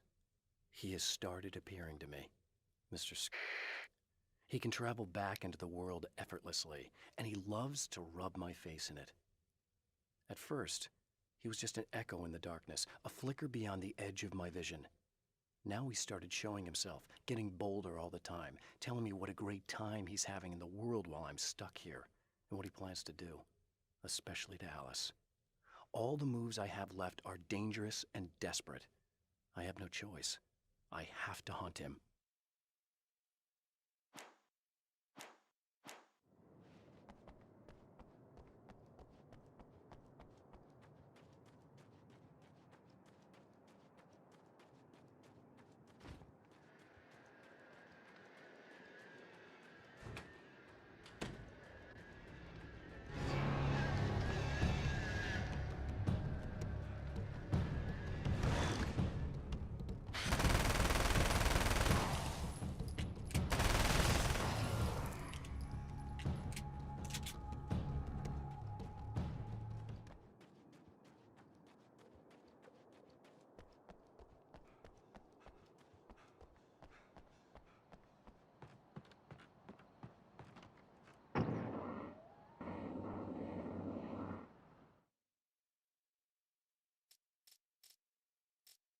With all the herbs, crystals, and the rest of her New Age paraphernalia, Emma Sloan had been called a hippie and a freak and worse. It was that small-town mentality. She was a female mechanic, and even in 2011, there were always going to be backward shit-kickers who thought that was a hoot. She didn't mind. She could deal. She could take any engine apart, even the new ones with all the computers in them. Turned out that these boys were awful polite while waiting for her to put them back together.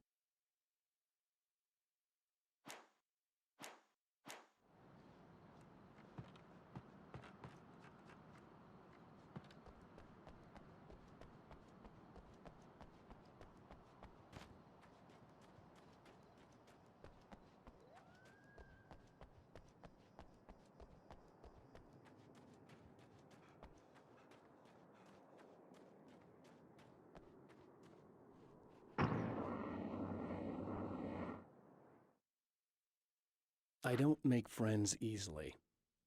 I know plenty of people, but I don't let most of them close. I've known Barry Wheeler ever since we were little boys. We had the time of our lives. I'd get us in trouble, and he'd talk us out of it. Things haven't changed that much now that we're grown-ups. He's the most loyal and dependable person I've ever met, and all the things that count anyway. You could call him a weasel, and you wouldn't be entirely wrong. You could call him a clown, and I would reluctantly agree. But he has never let me down.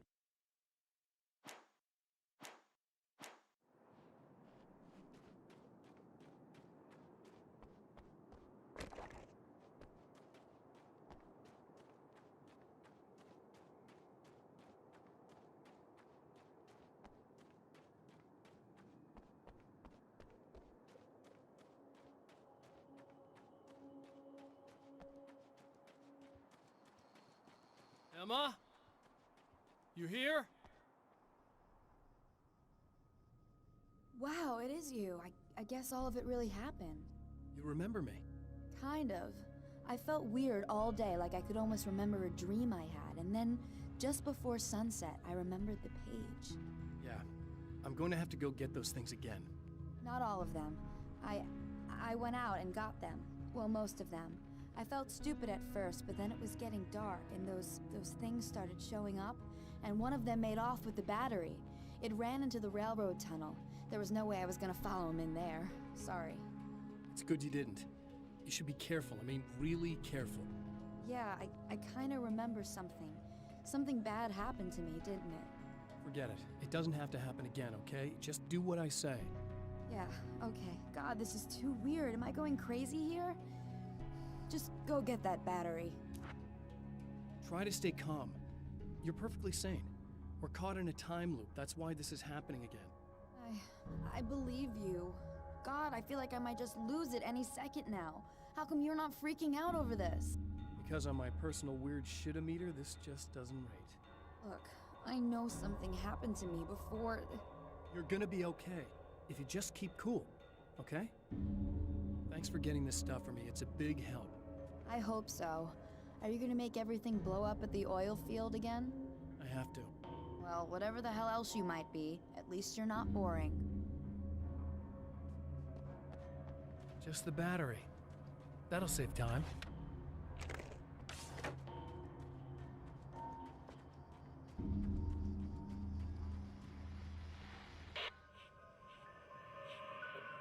Okay. So this chick just came up to me and said she's my biggest fan. I know. They all say that, right? And she's giving me the eye. So I make a couple of moves. We have a couple of drinks. And then things start happening. But I say I have to go to the bathroom first. Uh-oh, right? She's got no idea. Watch this. This is gonna be priceless.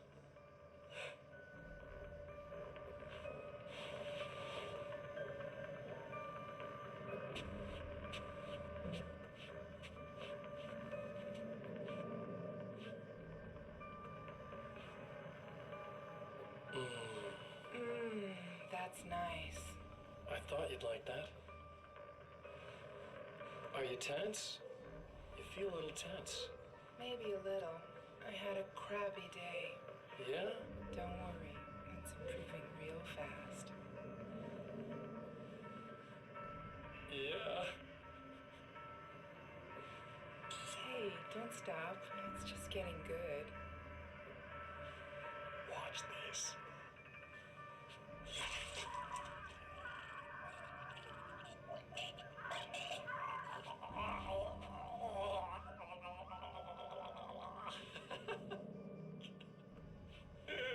Yeah! Did you see that? Oh man, did you see her? Boom! More than anything else, that part animals. It's in our nature to imagine, to turn fantasies into legends, to be storytellers. But on a rare occasion, the line between fact and fiction, imagination and reality becomes hopelessly blurred, and nowhere as vividly as in Night Springs.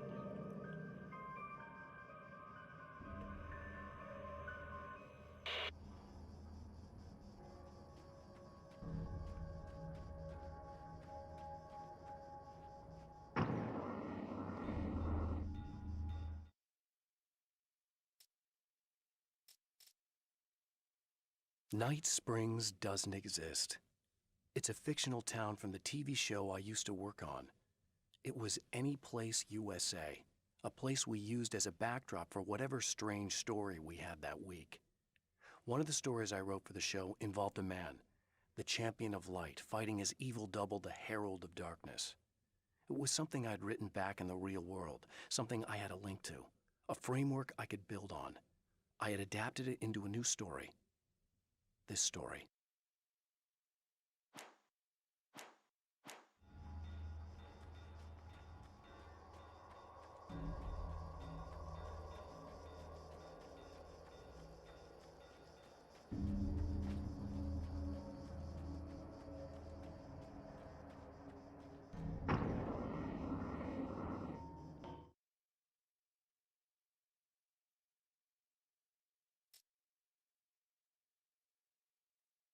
Now Night Springs is in Arizona, although not for long.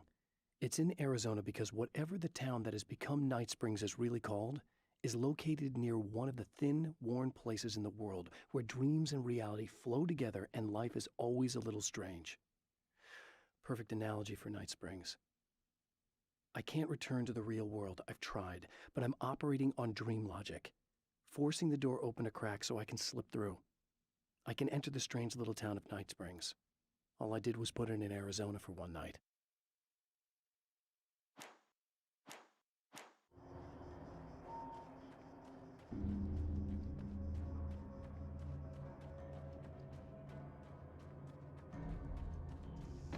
Well, this should be perfectly safe.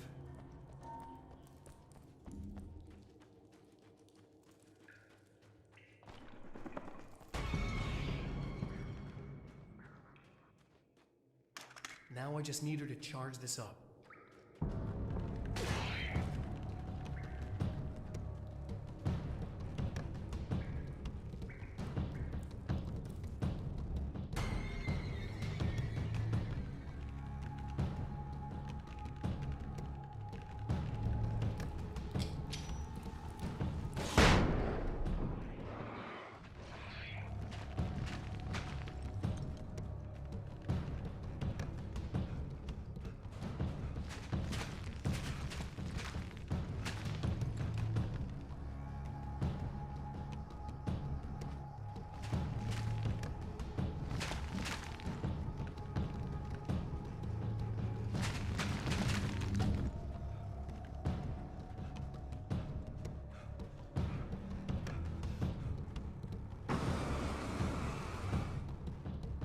Found the battery. Okay, I'll charge it. Here. Try not to get killed. Okay, I'm gonna take care of this. Try to stay calm. Look, what if you stay here with me, please? I'm sorry, but if I don't deal with this, no one else will. Ugh, yeah, I guess. It's just that this is getting really creepy. I believe this is real, but I don't understand any of it. I'm getting scared. I can't believe you're so calm. I get scared, but I've had a lot of time to get used to it. That helps. The guy who looks like me is the reason this is happening. I caught up with him, but he swept me back here. Back in time. Yeah, it's a trap. We'll be doing this forever unless I can break out of it. How are you gonna do that? I'm working on it. I came prepared, but things got kind of scrambled when I arrived. I'm tracking down the things I need. Yeah, well, feel free to climb back into your DeLorean or whatever it is you do.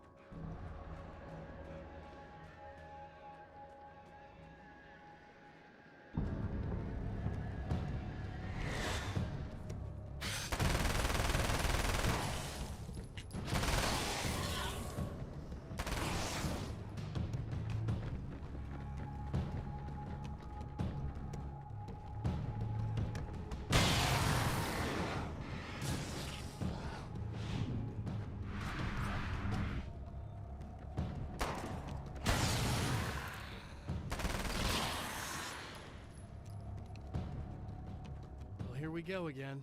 Better get ready to run.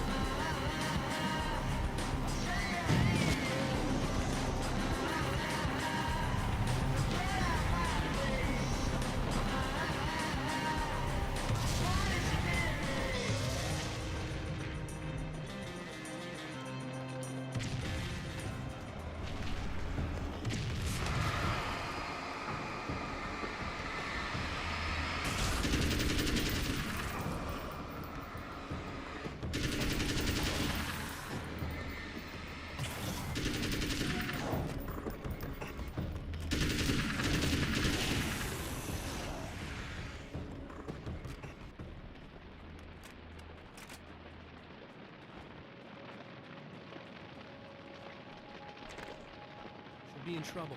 Better hurry.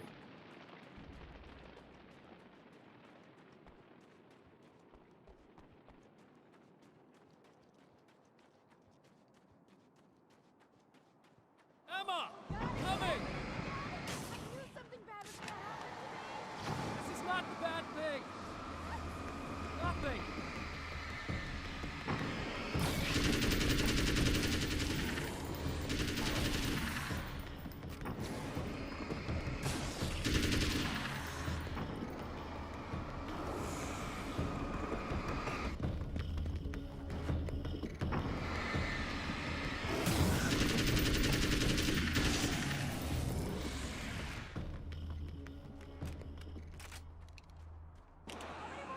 Guys, are there?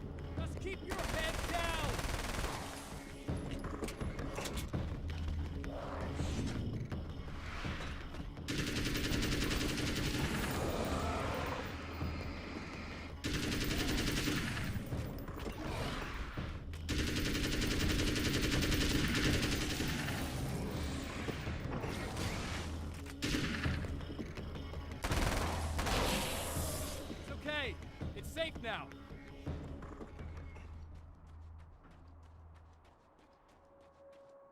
I got a really bad feeling about all of this. I'm gonna need those keys to the diner now. There's a motel key there that I have to get. Oh, hey, you don't have to do that. I have the motel master key. I work for the same company, you know. What's at the motel? Well, there's a dead guy. He's got something I need to get into the Mount Redtooth Observatory. God, that's awful. Hey, you wanted to know about the guy who looked like you, didn't you? The last time you said he had a party, but you didn't go. No, that's not true. I did go. It was really great at first, and then I didn't see it myself, but I hear he turned nasty. He hurt a bunch of guys pretty bad, and there was this girl, she died. But I didn't hear about that until afterwards. I thought that he was so charming. And then he went to the diner. That's right. I wasn't involved with that at all. I don't know what happened. Fine. I need to check out these motel rooms. In the meantime, you stay here, okay? I'm serious. Keep the lights on and stay here. Yeah, okay. You got it. I sure hope you're right about this. You're gonna stay here this time, right? Because the last time I didn't, and that thing, whatever it is, happened to me. Yeah. I don't want you to get hurt again. Don't worry, I'm gonna stay put. I don't remember what happened exactly, but I learned my lesson. Good. It doesn't have to happen exactly the same way this time around. You proved that much when you went out and got those things for me. I think you're gonna be okay. Let's hope you're right. No! This wasn't supposed to happen again! No!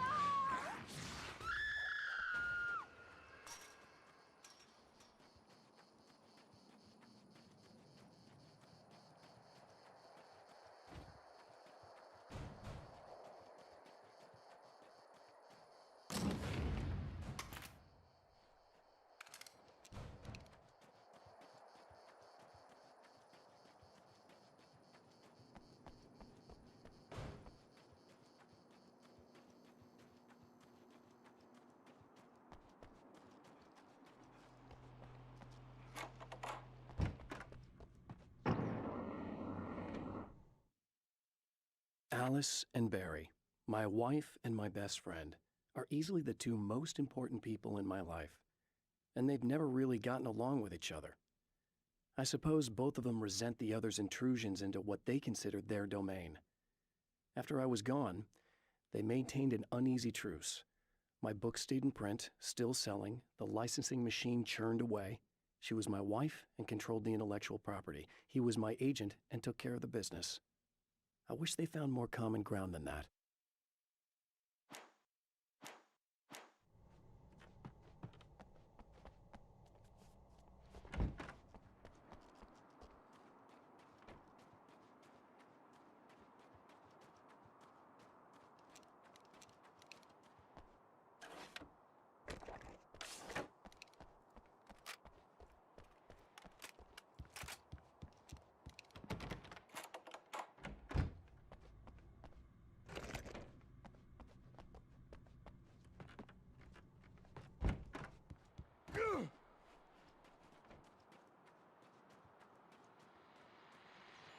Okay, people, it's Eddie Rodman here with a few hours to kill, and there's nobody I'd rather spend them with. Nobody else in the whole world. Oh boy, that'll land me in hot water when I get back home, won't it? Well, just in case my wife is listening, and you always are, aren't you, baby? Let me tell you, you are the exception, honey, and the prettiest lady I ever saw to boot. But I'd really like to spend some quality time with you listeners, because, well, tonight's one of those nights. You're sitting in the studio and you kind of forget how long it's been or what day it is. You just sit here and go through the motions. You might as well have been here forever. You keep talking, but you don't even know what you're saying. It's like you're on automatic. You can't stop the ride and get off. It's times like these that I really wish that somebody would just call in and relieve my boredom. How about it? Anybody? Come on now, help a fella out. Our lines are open.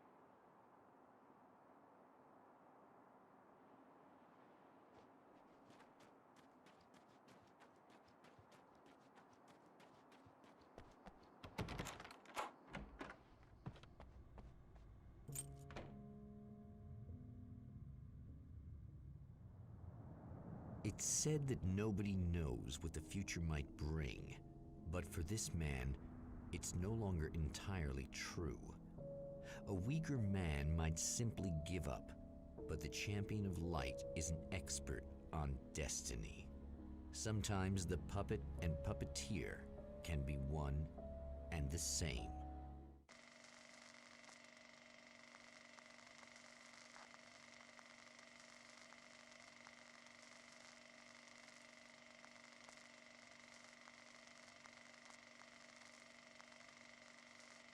Mount Redtooth, its top littered with man-made eyes that stare into the endless depths of space. Tonight, the champion of light will depend on them to pick out a message from the ether.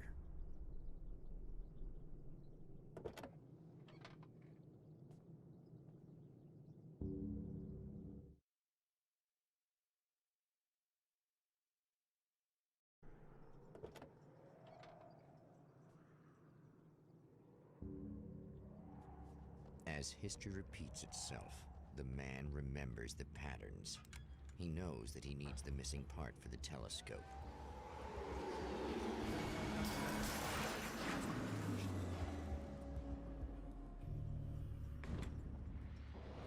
Oh, praise be. You guys are coming through for me.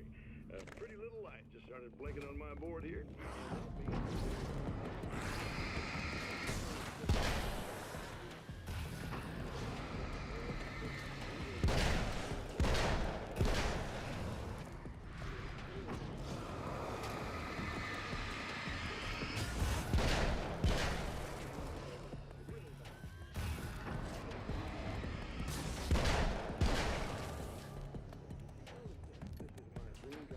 True fact.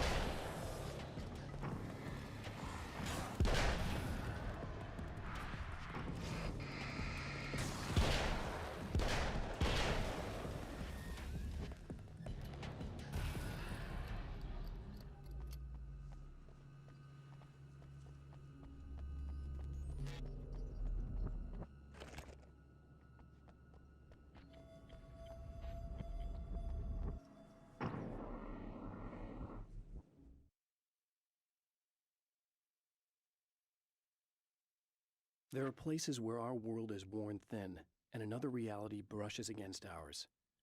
One such site is Cauldron Lake near Bright Falls, Washington. But there are others. That other reality is dark, vast, and malleable, always in flux. In its depths dwell vast forces and alien energies. They're dangerous. But in one of these places, if you know how, you can channel the power of that place and use it to shape reality.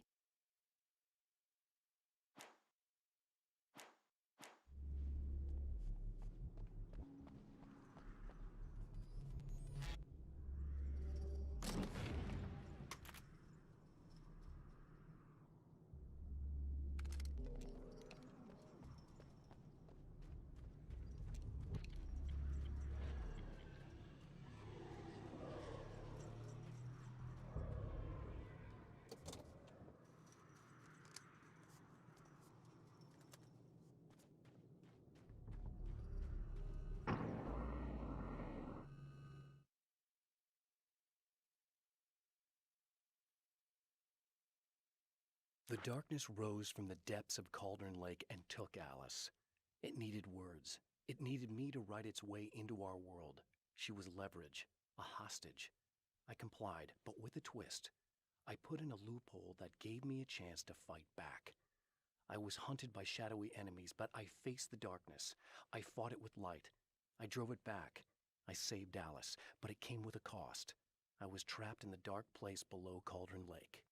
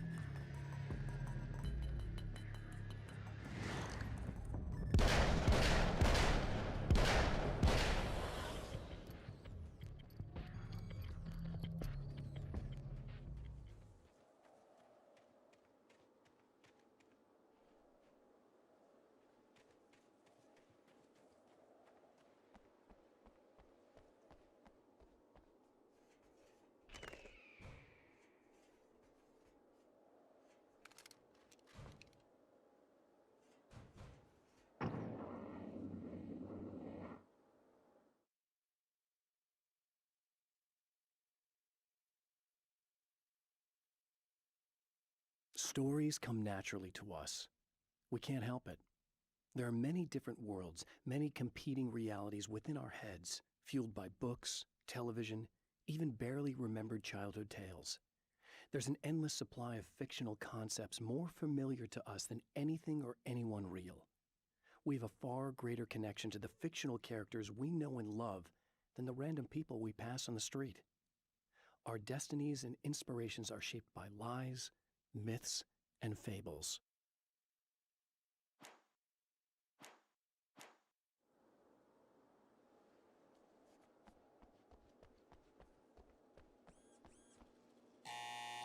It's you! How dare you! No, wait. It isn't you, is it? I suppose you'd better come in. I'll unlock the door. Thanks.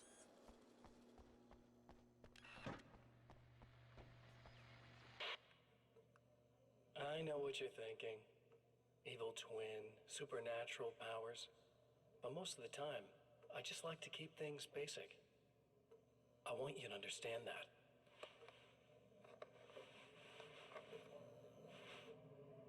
Like this. Need to get your hands dirty?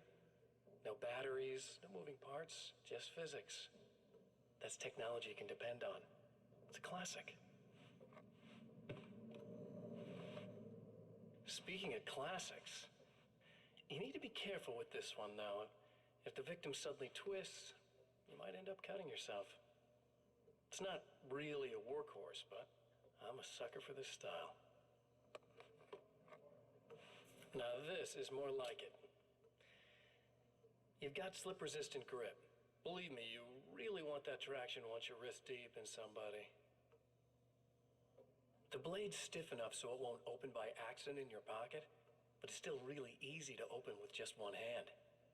Now that's a big thing for me. I know what you're thinking. It's too big, too heavy. But sometimes you just need the extra oomph. If you're talking intimidation, this is gonna do the job. Also great for dismemberings and whatnot. You know, the messy jobs. I can't tell you how many things I've MacGyvered with this stuff.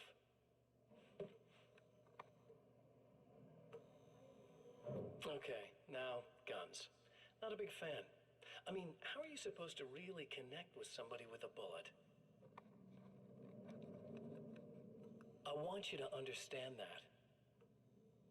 I take pride in what I do. We can't both be worthless hacks, can we?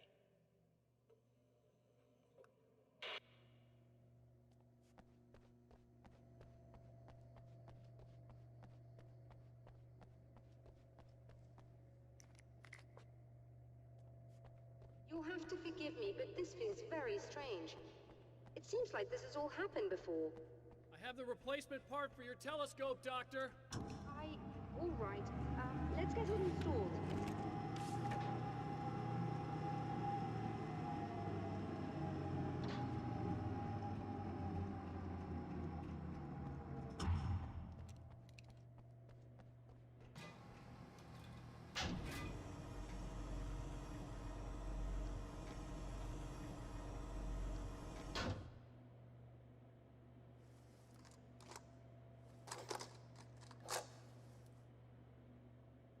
I think we can give this a go, although I have this strange feeling that something will Don't go start wrong. it up yet. There's a problem with the coolant system. Yes, that's right. I remember. All right, let me think. If they're sabotaging it, they'll be at the primary coolant pipe outside. If you can secure it, we should be ready to pick up the signal. That is why you're here, isn't it? Yes, it is. I'll take care of it. Before you go, if you have the time, I'd appreciate if you came up here and explained a few things. All of this is very strange to me.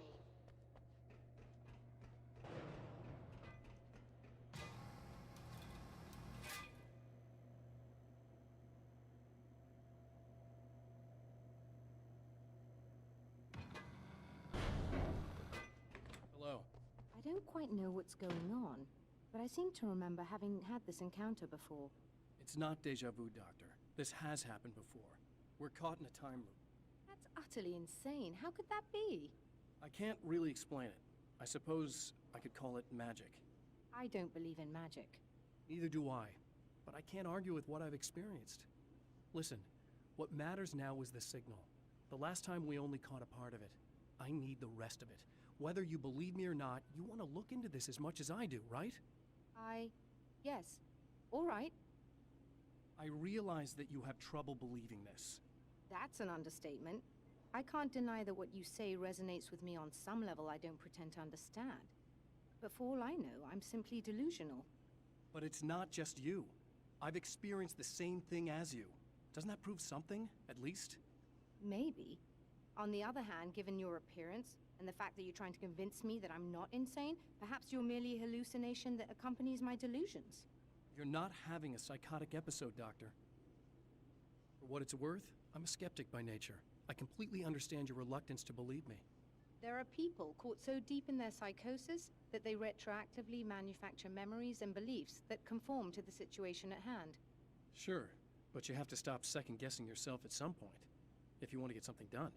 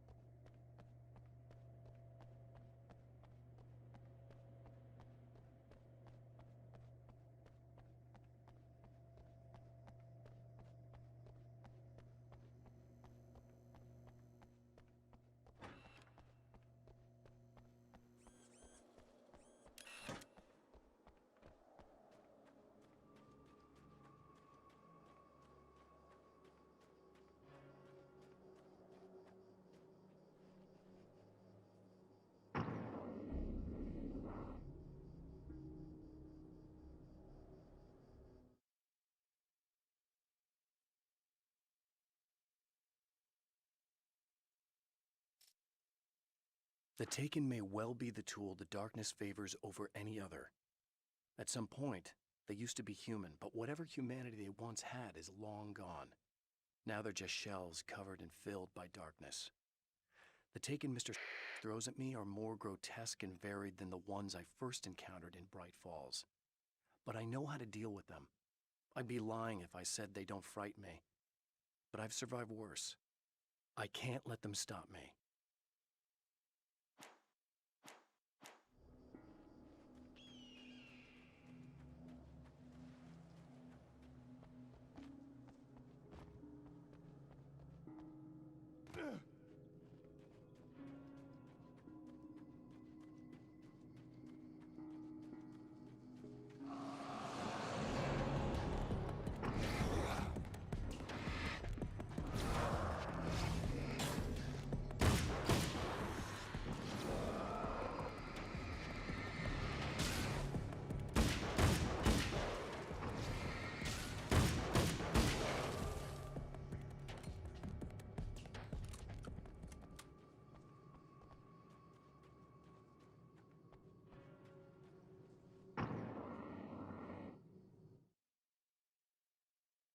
After my disappearance, they thought I was dead.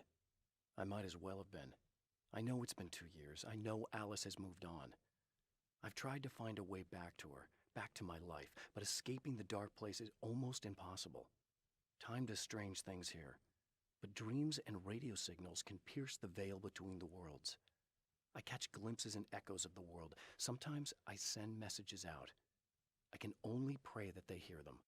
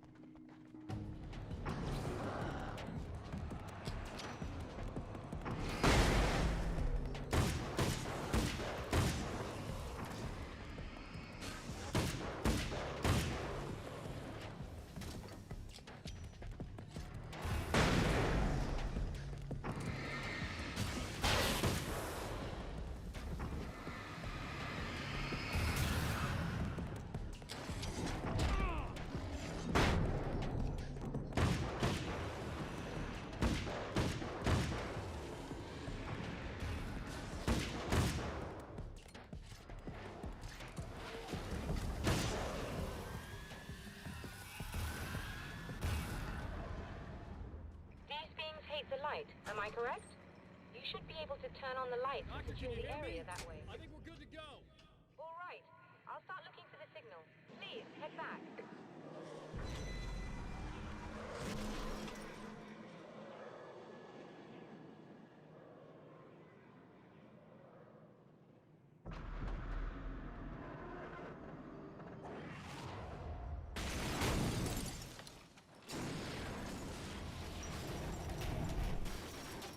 I guess they didn't like that.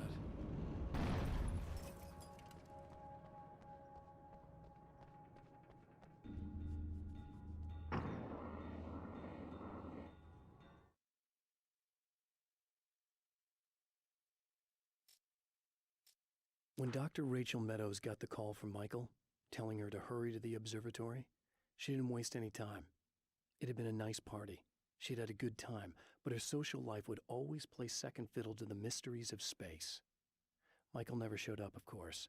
He pulled over at the wrong rest stop. She never even thought about him at the time. The phenomenon in the sky above her was too fascinating.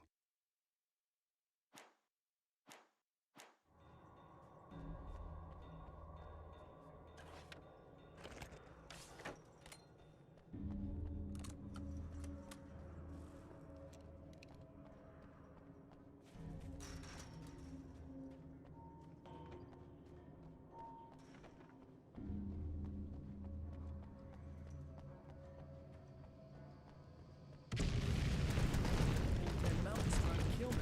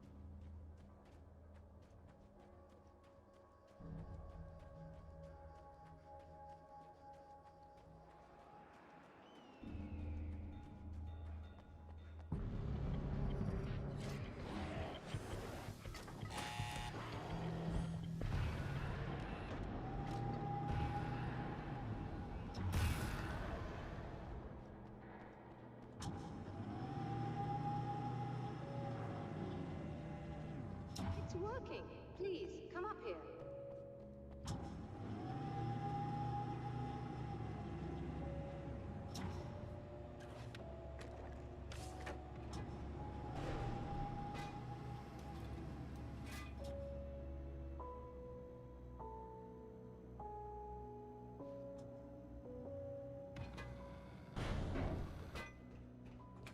You find the signal?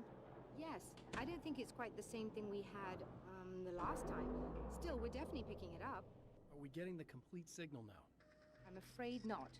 Take a look at it yourself. I'm printing out a hard copy now. I'd like to ask you a question or two before that, though, if you don't mind. What's on your mind, Doctor? Most people would find these events extremely disturbing, provided that they survive these creatures, that is. You seem to be quite adept at dealing with the situation. Why is that? Yes, I was involved in... It's a complex story. I was in this small town, and a horrible thing from another dimension kidnapped my wife and manipulated me into writing this horror story that came true. I learned to fight it with light, and I managed to contain it and free my wife. But I was trapped in its world. Are you serious? Absolutely. So, I'm used to reality working in strange or even impossible ways. And I fought these things, not exactly like this, but close enough for a good while now. Of course, I have certain advantages. Was there anything else? What did you mean when you said you have advantages? At the risk of sounding like a lunatic, reality is much more fluid than people think. It can be influenced. I didn't take you for a mystic. I'm not. I'm a writer. And under certain conditions, I can, for lack of a better word, rewrite reality. Change things. That's absurd. But it works. Assuming I believe this, why don't you simply, I don't know, write yourself some superpowers? It's not quite that simple. You need to follow certain laws of drama, I suppose.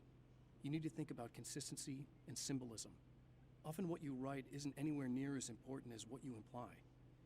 There are things out there that will take advantage of your mistakes. You really believe in this? Don't look at me like that. You've experienced some of this yourself. I will gladly admit that something exceedingly strange is going on. But this idea that you're somehow altering reality with your writing is ridiculous.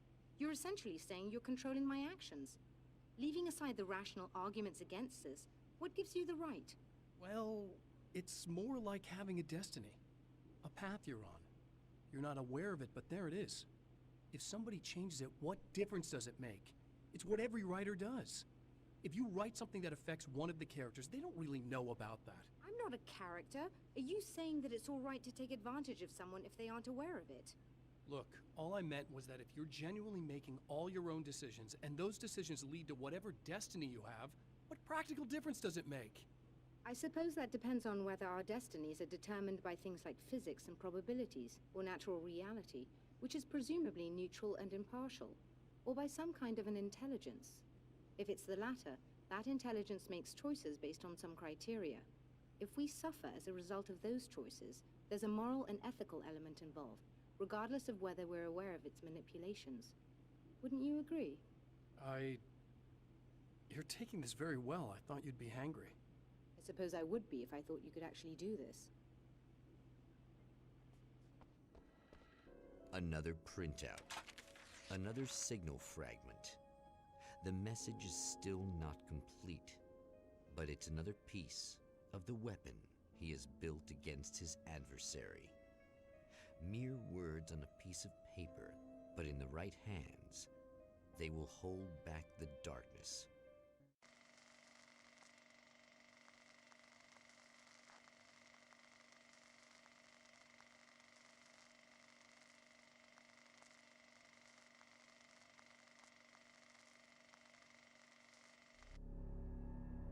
The last time the man came to the drive-in, it did not end well. He hopes to avoid that fate this time. He hopes that what he has brought with him to this place is enough.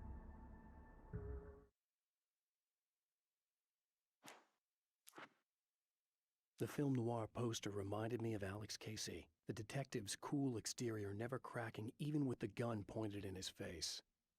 In the back room, all the lights had been turned off, except for the lone spotlight which illuminated the bright red fire extinguisher on the wall.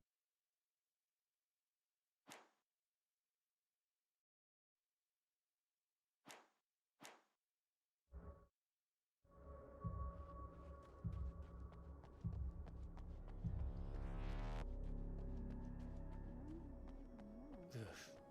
Serena's probably out of her mind again. But I'm gonna need that key so I can get the power back on.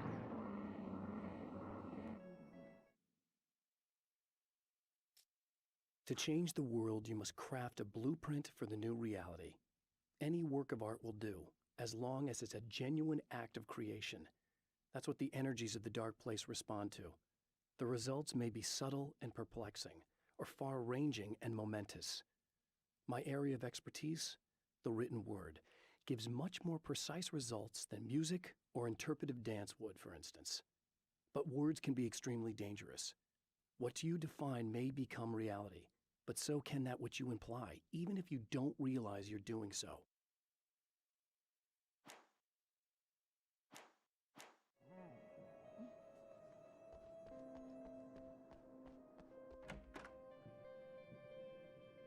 You again. I'm really just here to get the keys so I can get the power back on. Do you want to hold me down? It's okay. I know you like that. Yeah, I'll just grab the keys.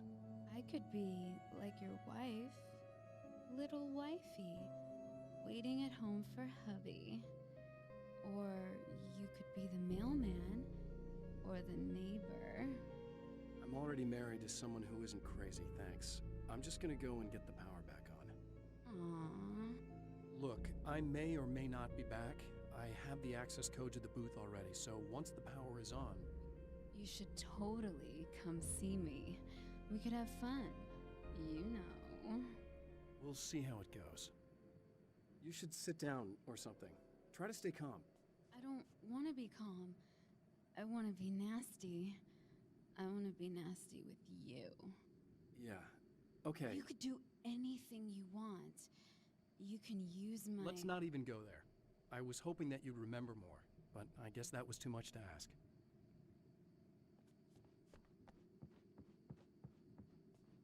I was about to do the weather, but I see we have a caller. Hey, you're on the air with Eddie. What's up? Hey, Eddie, it's Ricky. You talked about fate before. You think about that a lot?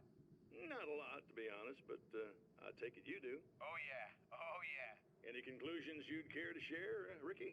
Well, we've got free will, right? That's in the Bible and everything. Yeah, right, sure.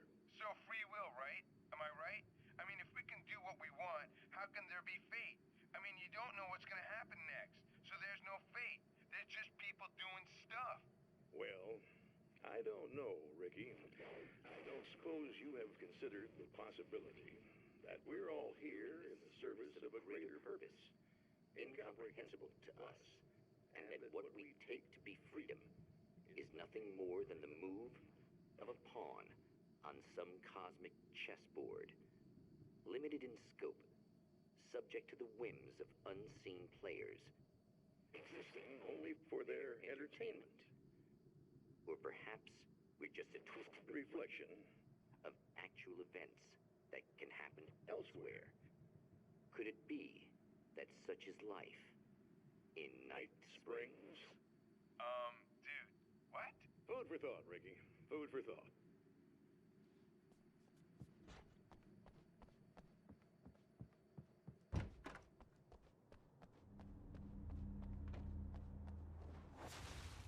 Are you getting it yet, genius?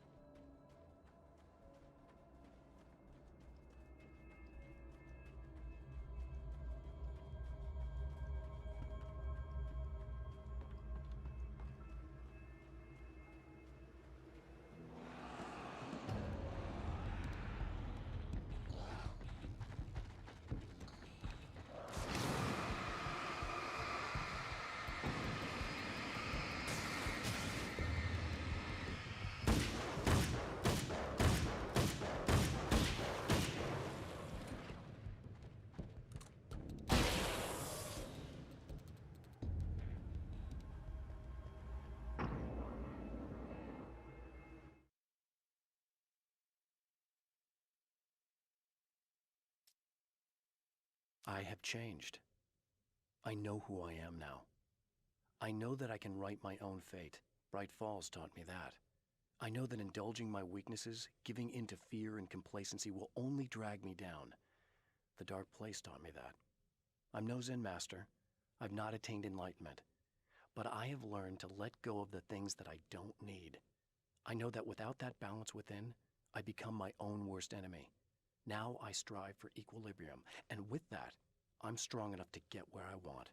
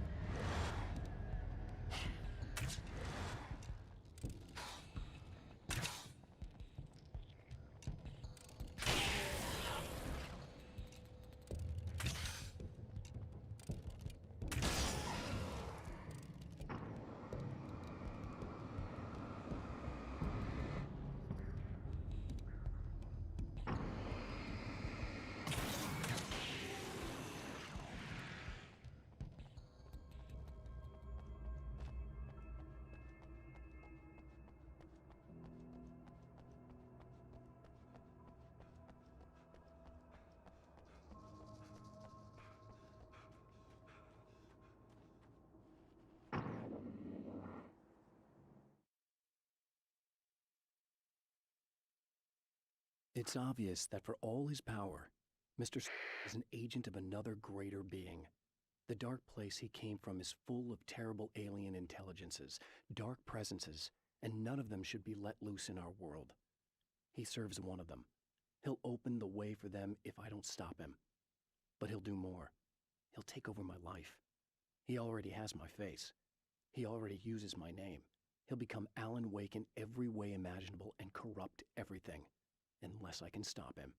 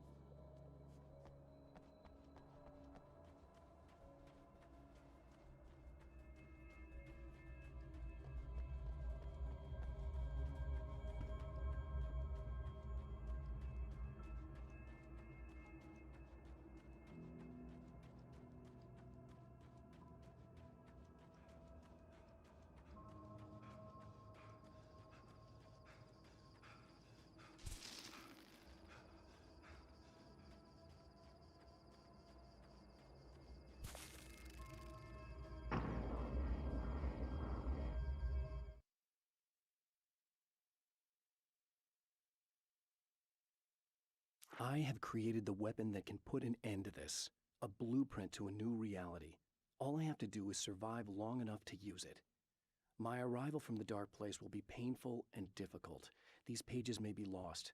But one way or another, I'll send the parts I really need to myself. If I make it outside, I have a chance. Mr. is more powerful than I am, but he can't change the rules in the middle of the game. He's not a creator. I am.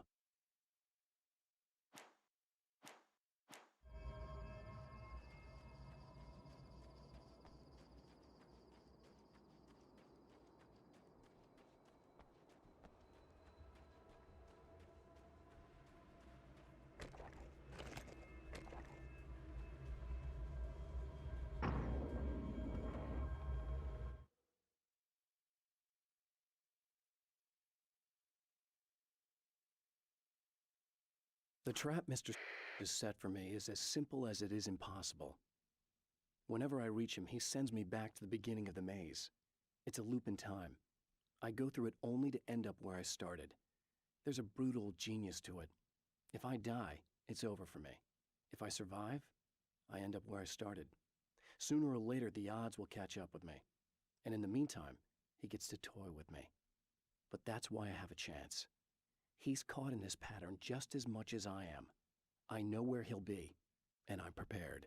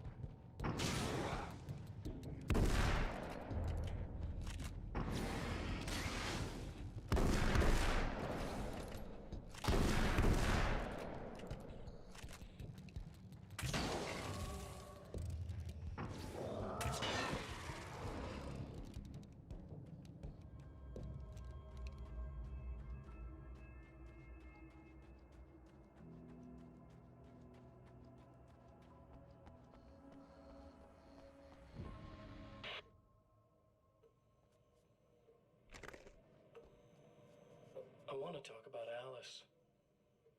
Just look at her. She's really beautiful, isn't she? Your wife. Well, our wife, really. Just my wife soon. Don't worry. I'm not gonna treat her like the others. She's special. If I wanted her dead, she would be. I've been around for a while now. So talented. You haven't seen her new work, of course. Oh, it takes my breath away. Really, she's that good.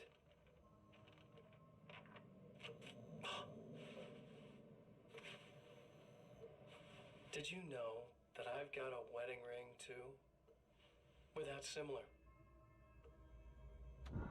She's seen me a couple times, you know. I've let her catch glimpses. She thinks she's imagining things, of course. She thinks you're dead. It might as well be. I mean, even if you manage to keep surviving, you'll be in my trap forever. So I'll go to her. It'll be an amazing moment. Oh my God, you're alive. I'll be the good, loving husband for as long as I can stand it. She'll love it. And then, one day, somehow, it'll happen. Maybe I'll slip up, she spots something, or maybe she just starts running her mouth. And then, I'll do it.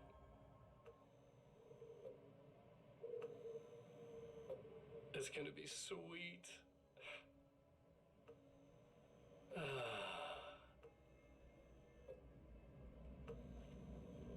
My darling wife.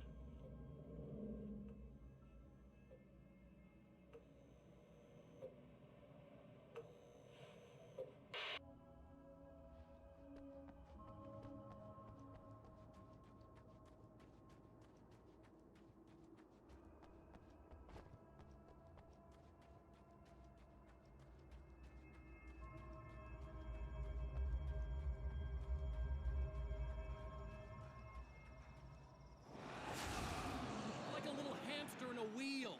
Go ahead and keep running for all the good it'll do ya.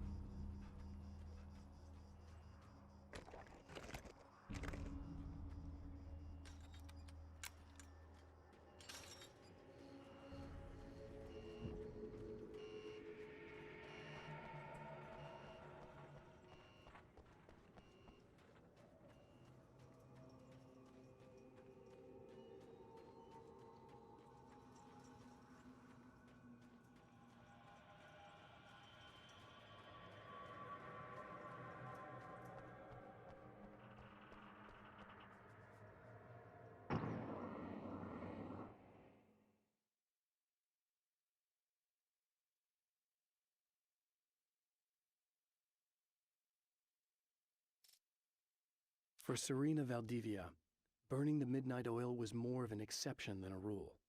A procrastinator and a perfectionist, she often worked when she wouldn't be disturbed.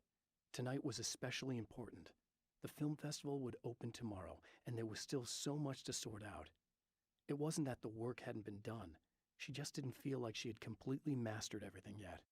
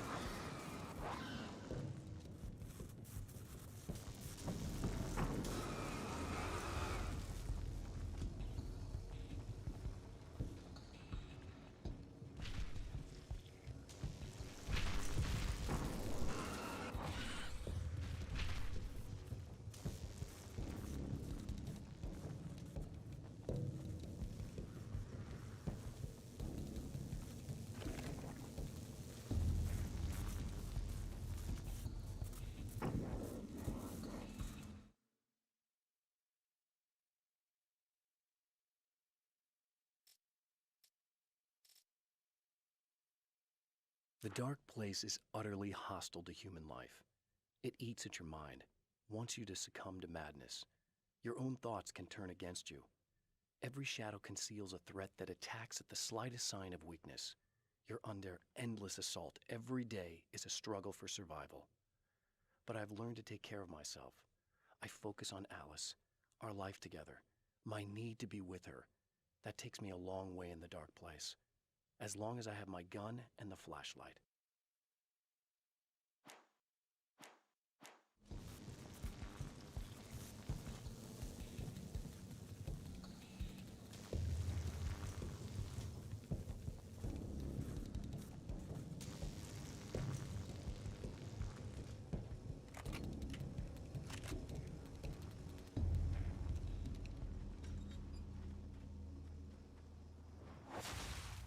If you die, you lose. If you quit, you lose.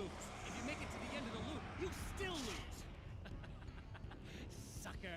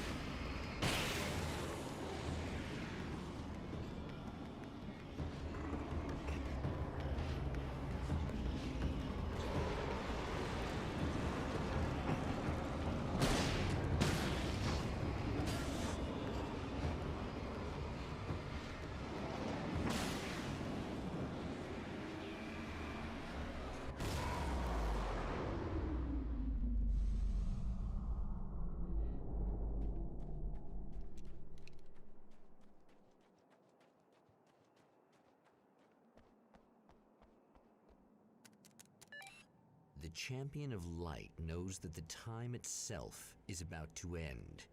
At least for him. He can feel the dead end rushing towards him. But there is time to act. Incomplete or not, he has the weapon. I don't have the whole thing, but maybe it's enough.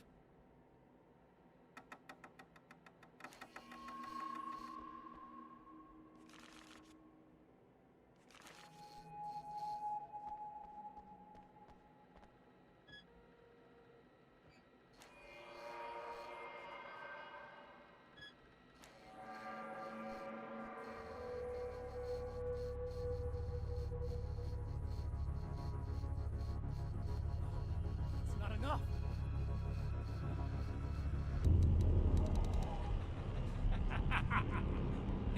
be cute, aren't you? What are you up to?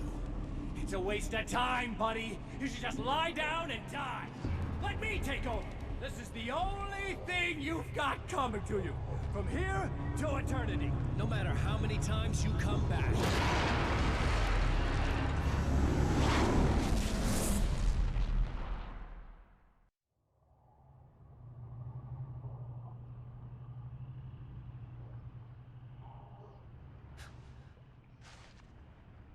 Time folds back on itself. Again, his senses scream as the very impossibility of what is happening assaults them. But the champion of light endures.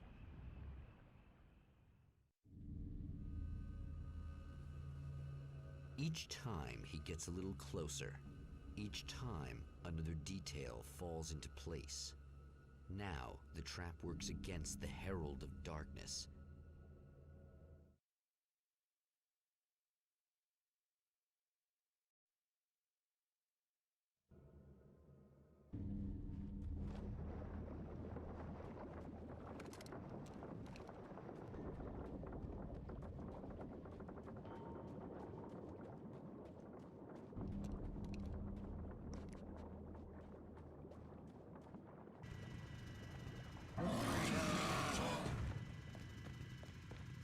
Holy shit!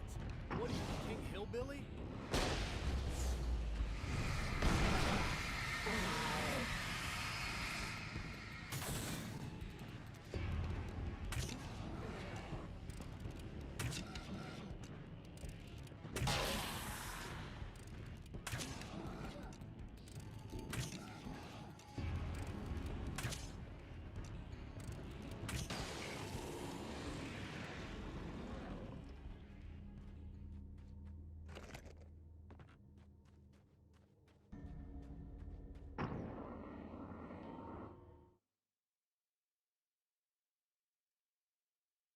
Thor and Odin Anderson, old gods of Asgard.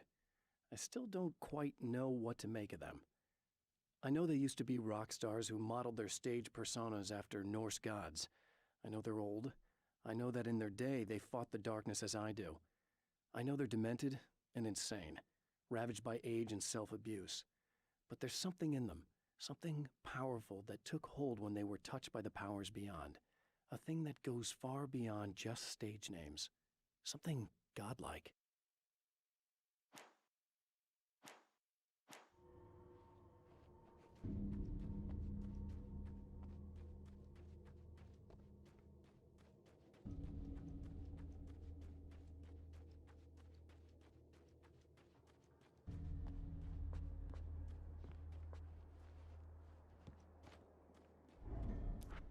Right on cue, bubbling to the surface from untold depths, the horrors come. The emerging monsters do not expect the warm reception that has already been prepared for them.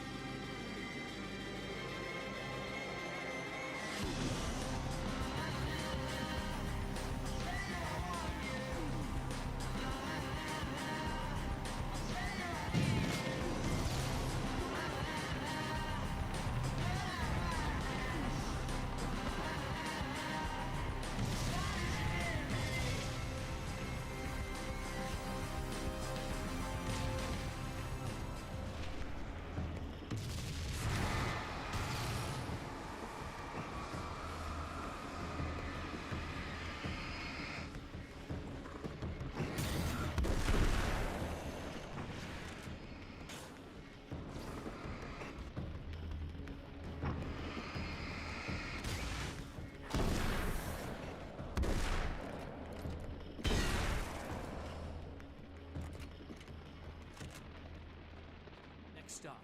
Saving ammo.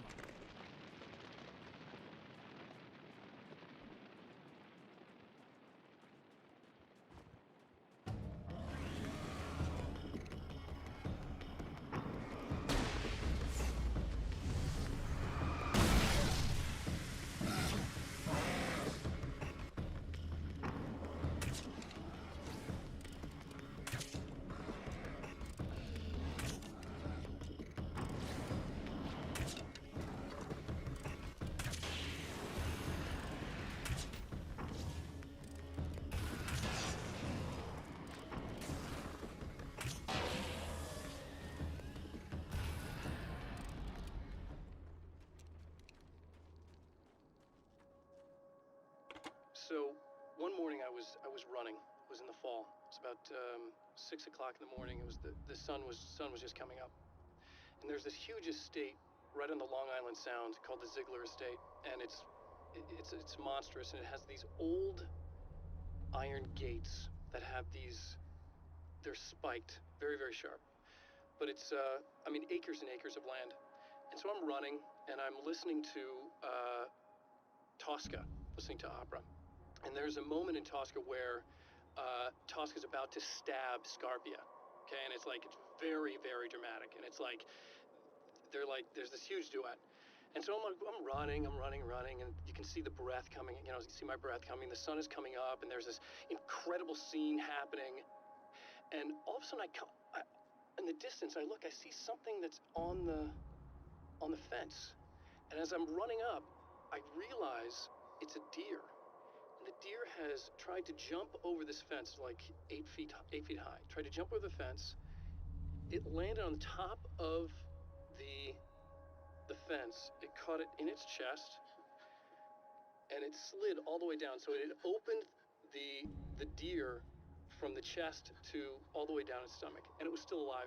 It was flailing, absolutely flailing. I remember just this music, and the thing was running, and I couldn't believe what I was seeing. Absolutely couldn't believe what I was seeing, and I couldn't get at the deer. It was on the other side, so it's like the idea of okay, well, you should help the deer, try to put out his mirror. I couldn't get near it, and it was huge. It was gigantic. And so and there was gigantic horns. I mean, it was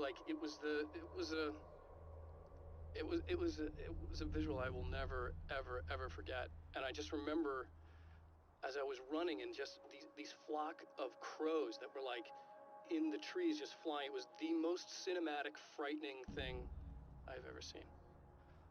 I just stood there. I stood there until it died, and then just started running home.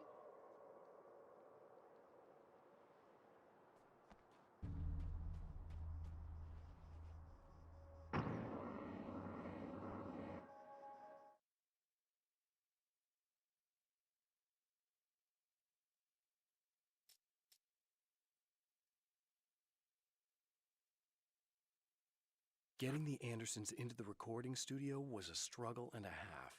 But once they actually picked up the instruments, something happened. They were two old men, and they weren't. They were doddering bags of bone, and they were barely contained power. And there was music. Barry rubbed his hands together. He knew how to pick a winner.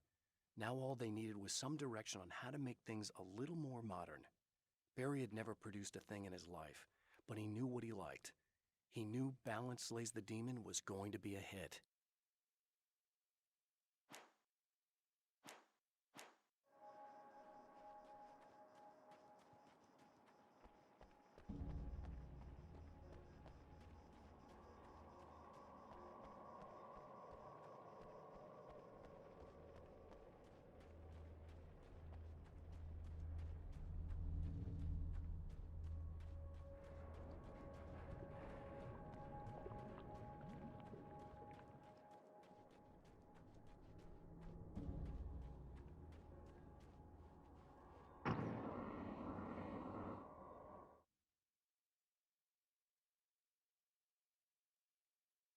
The Anderson brothers should probably have been in a facility somewhere, despite their tendency to escape from such places.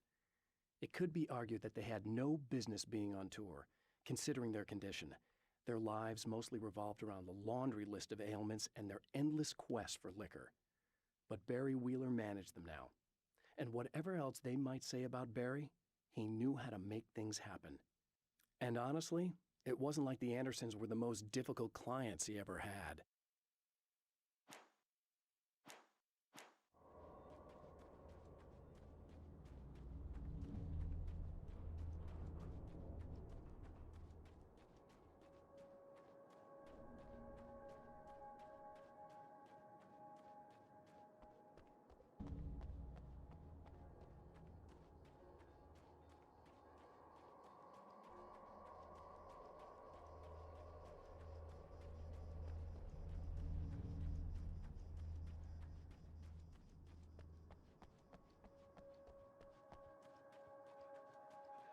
Is it bad that this time I just went, oh, he's gonna be right along to save my ass? Not as long as I show up, I guess.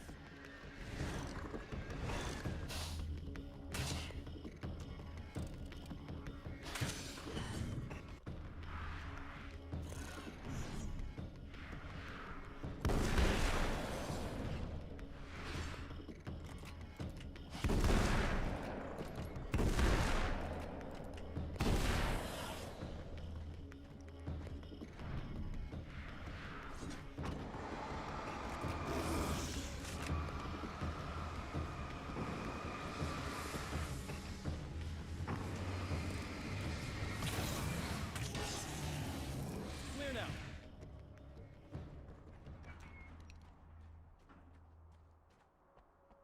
Yeah, thanks for saving me again. I'd hate to die before I'm scheduled to be murdered. I guess I have you to thank for setting everything up at the oil derrick. Yeah, well, I figured that if we were going to go over this again, we might as well try to be smart about it, huh? I appreciate it. You took a big chance doing that. You okay? What do you think? I've died twice. I remember everything pretty clearly now. You said I was gonna be okay. I don't know what happened. It's not your fault. I think one of those, what did you call them? The takers? I think they did something to the power and they got me that way. I'm sorry. But I got the keys from the dead guy in that room. And I'm not handing them over until you do something about this. I'm sick of getting killed. Fair enough. You seem calmer now. I tried freaking out. It didn't do much good for me. I guess you get used to the craziest stuff. Good for you. Plus, I figured I'd take the edge off, you know? Mm-hmm. Those herbal supplements are pretty good, huh? Oh, yeah. I wanted to try to explain things to you now since you're calmer, but maybe this isn't the best time after all. Oh, shit, yeah. Better not get all metaphysical on me now. Seriously, I'm like 2 sentences away from thinking how we could all be like atoms on God's skin or something. Or figments of somebody's imagination? Wow. I'm just gonna try to chill out and not think about that or getting murdered or anything, if you're cool with that. Gotcha.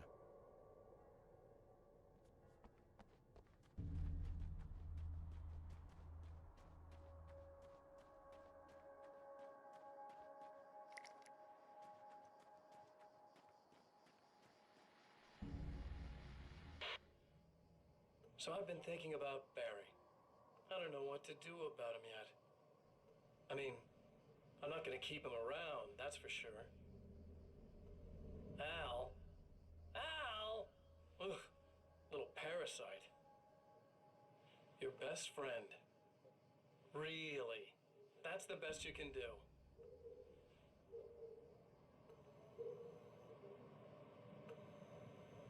I actually kinda like the guy. He's a plucky little butterball. He plays the clown, that's a hard road to take. But I don't need him sticking his fat face in my business. Did you know he's been hanging out with the sheriff from that shitty little town? They keep in touch. Barry's about the only guy who insists that you're not dead. How about that?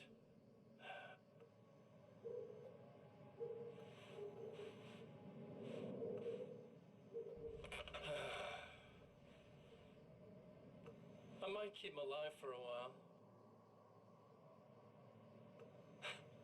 Just to see him go to pieces when I fire his ass. Yeah.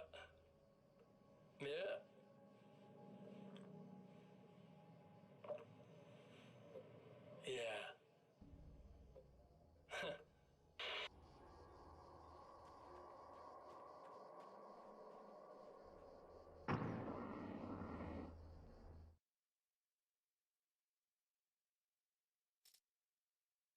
Emma wasn't sure exactly when the man arrived at the motel, but from what she could tell, the party started almost immediately. It was infectious, spreading from one room to another. He was mercurial, almost as if he was flickering through the scene, telling a joke here, throwing an insult there, oozing sex and violence and excitement. She had never seen someone like this before. He looked at her and smiled, and she felt her heart flutter a little. She knew he was the kind of man mothers warn their daughters about, but she told herself it didn't matter.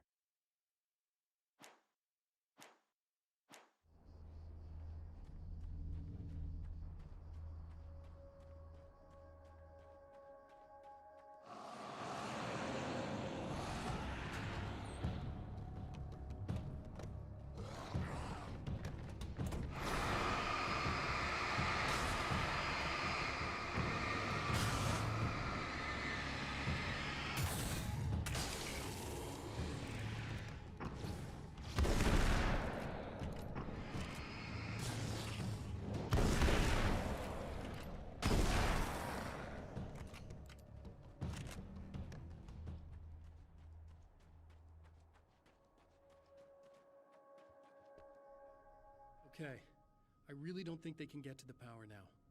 Thank you. That's a relief. Here's the keys that you needed. Thank you. Hey, I have to tell you, at the diner, I went there with him. The guy who looks like you, okay? I know I said that I didn't. Yeah, I figured. Want to talk about what happened at the diner? There was this guy from the observatory, and he just attacked the poor dude, smashed his face into the tabletop a bunch of times. It was horrible. I didn't know that he was gonna do that. I swear.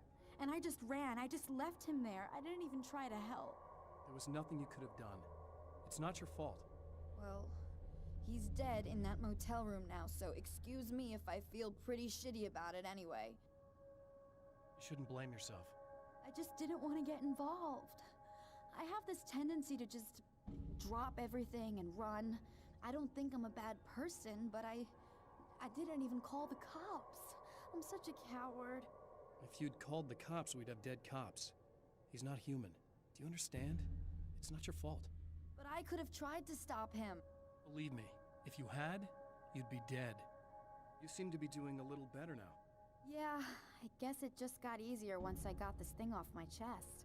I just feel so guilty about it, especially because I didn't pick up on any of the warning signs. I just really liked hanging out with him, you know? He was smart and charming and funny and hot. The way you could be, I guess. I guess. What's the deal with this guy anyway? He looks like you, he uses your name. Why does he do this stuff? I'm not sure myself. Maybe he's just evil or my dark half. He does a lot of the stuff I'm trying really hard to get away from. Things that just messed up my life. I guess all those murders don't help either. Yeah, I could do without the murders and the end of the world. Listen, I need to get going. Yeah, go. I think I'm good now. I hope. Good luck. If it all goes well, maybe this is the last time we meet like this. God, wouldn't that be great? Just keep those lights on, okay?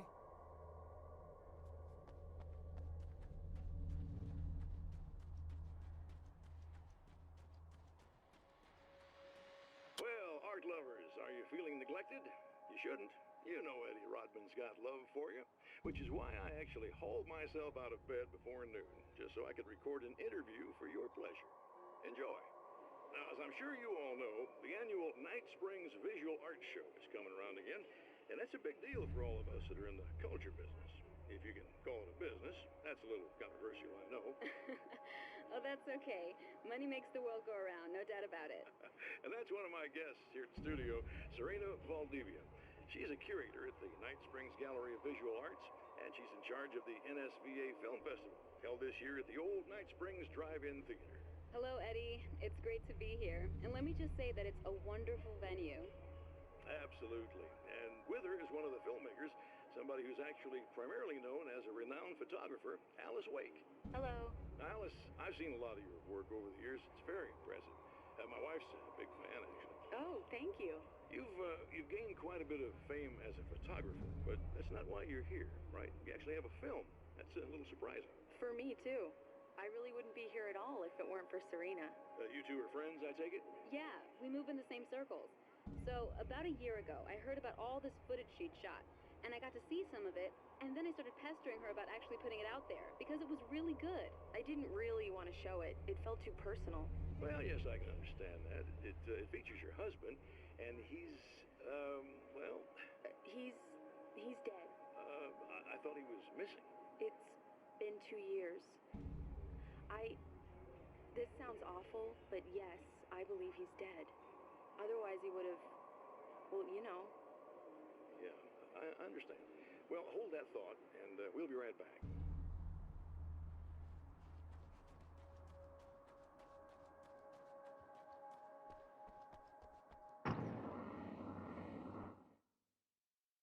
I have seen the darkness twist flesh into new shapes before, but encountering these giants is an extremely disturbing experience. It's as if the genre has been switched on me. There's something out of Pulp Fiction. Twice as tall as normal men and stronger than forklifts, their lumbering gait and slow-witted demeanor brings to mind some kind of mean-spirited caricature of a feeble-minded hillbilly.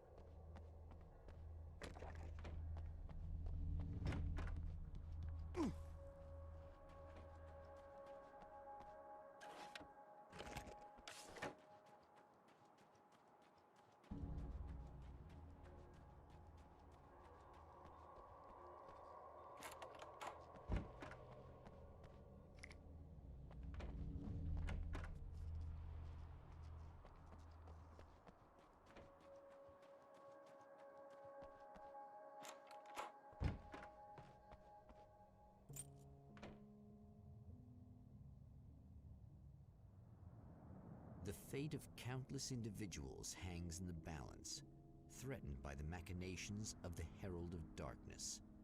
And yet, for a moment, the champion of light breathes a little easier.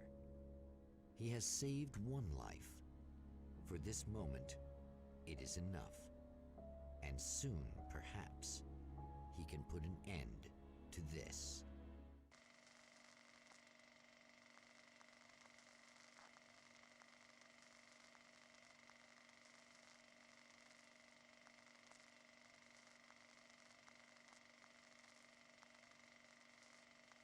Returning to the observatory for what he hopes is the final time, the man feels anticipation and dread in equal measure. Soon, he knows, he will have what he needs.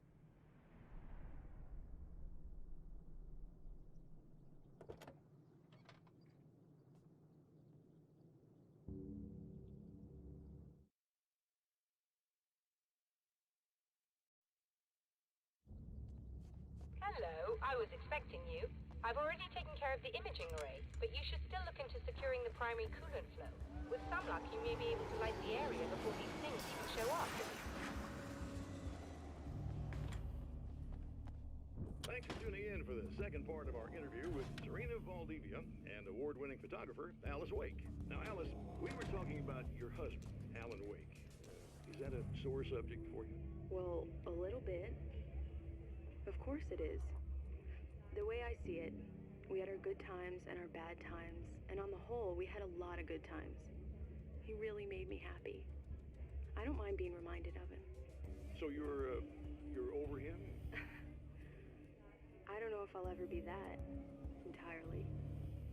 I still think about him every day, literally. I still find myself hoping for... Well, sometimes I think I see him just standing somewhere, watching me. I think most people who lose someone they love experience things like that. But on the whole, I'm doing all right. 2 years is a long time to adjust, and I'm not really the type to wallow in the negative. Well, I know there are a lot of stories about Alan. He seemed to have something of a wild streak. That's not really what our show is about, though. Look, all that stuff really gets blown out of proportion. He had his problems, but it's really frustrating for me because people like to talk. They love to tell these crazy stories, and they never really knew him at all. Well, the character he created, Alex Casey is a household name. The books still continue to sell. There's been talk of a TV series, a movie, a video game. Must be nice to know that his work is still being appreciated by so many readers. Yes, of course, but I don't really deal with the business side. I leave that to Alan's agent. That would be Barry Wheeler. Actually, I just interviewed him. He's currently in the music business. Mm-hmm. And he's also Alan's best friend. Do you two keep in touch? We talk regularly. Like I said, he handles the business side. I think we should talk about her film. Yes, of course, you're right. I'm Eddie Rodman, talking to Alice Wake and Serena Valdivia, and we'll be right back.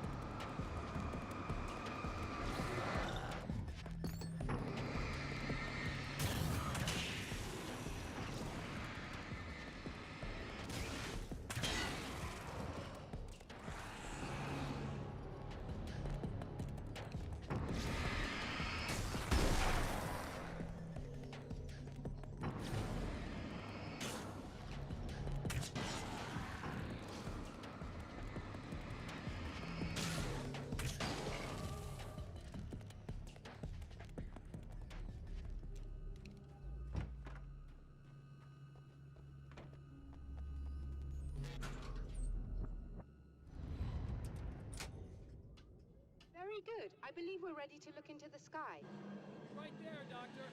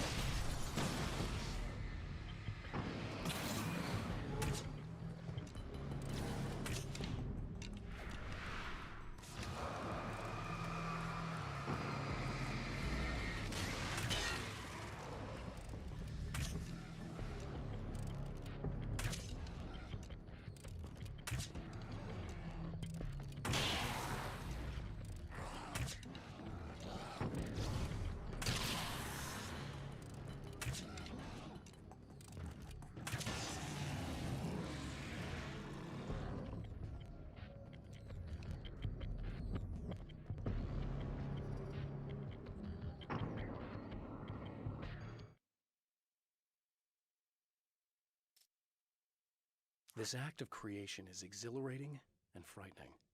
Subtext and symbols loom eager to take effect. Causality and consequence become domino chains that stretch into infinity. The more fundamental the change, the more unpredictable the variables become. Reality is too complex to control completely. Ordinary questions become meaningless. Who created who? What is really real? Everything is as real as everything else. You learn to let go of the things you can't control and go with the flow, or go insane.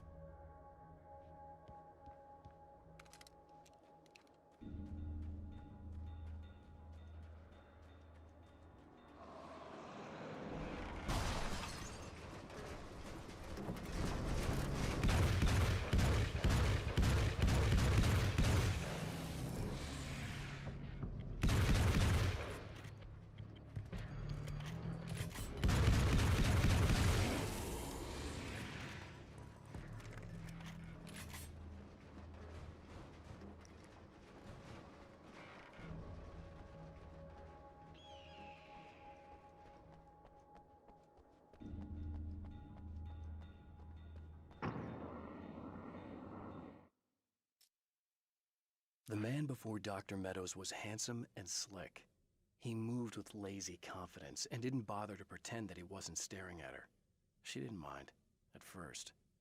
Then the man flicked open the knife and shoved her out of the control room so she wouldn't hear the signal, whatever it was. Outside, she pulled her lab coat closed and thought about running. She didn't. She didn't think she'd get very far. Not from him. She never was entirely sure why he spared her.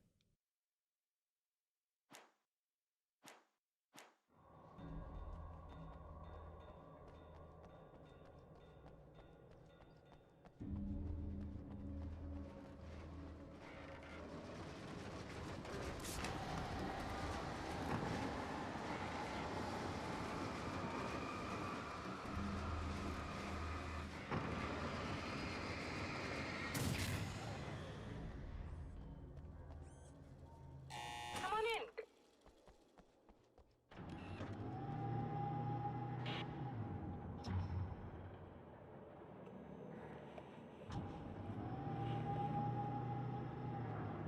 This is what you look like. Does that bother you? I bet it does. I'm not just wearing your face, you know. It goes a lot deeper than that. There's a lot of you and me. All the best parts. At first, I was just an idea. But they kept telling all those stories about you. You already had that rep. And then you disappeared mysteriously. And then the stories about bad, crazy Alan Wake came true. And here I am. That's the best part, isn't it? When that happens, you can always count on Cauldron Lake.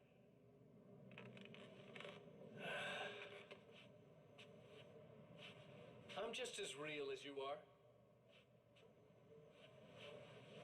And I'm the improved version. No fears, no doubt, no weaknesses, no self-deception here. I don't let anything drag me down.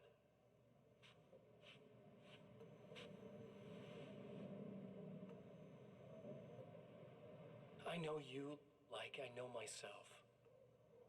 I know it bothers you that I'm like this, that I use your name, crawl my way into your life.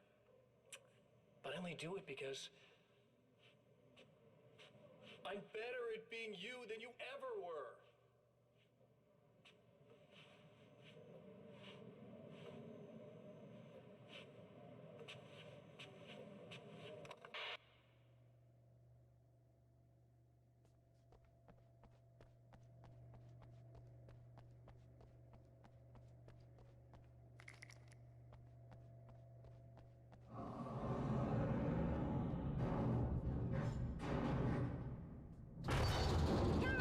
I need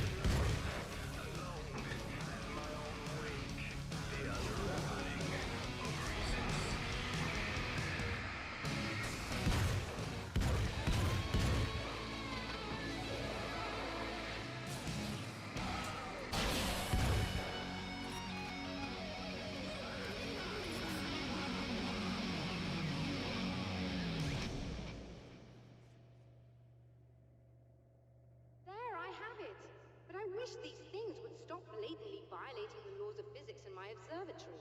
That's just rude. Are you all right? I'll live. I'm glad. I'll send the lift down to you. I remember our previous encounters very clearly now, but technically, if this really is a loop in time, we've never met before.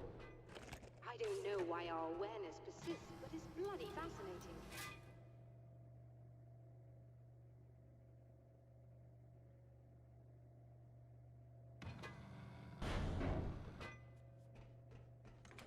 Doctor?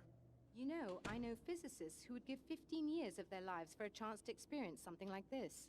I'd imagine that being stalked by horrible axe murderers would curb their enthusiasm a little. Clearly you've never met hardcore physicists. I'm glad you're in such good spirits, but... The signal! Yes, it's completed. Finally. If all goes well, this should be the last time we go through the loop.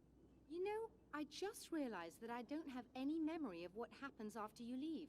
What does that mean? I don't think it means anything.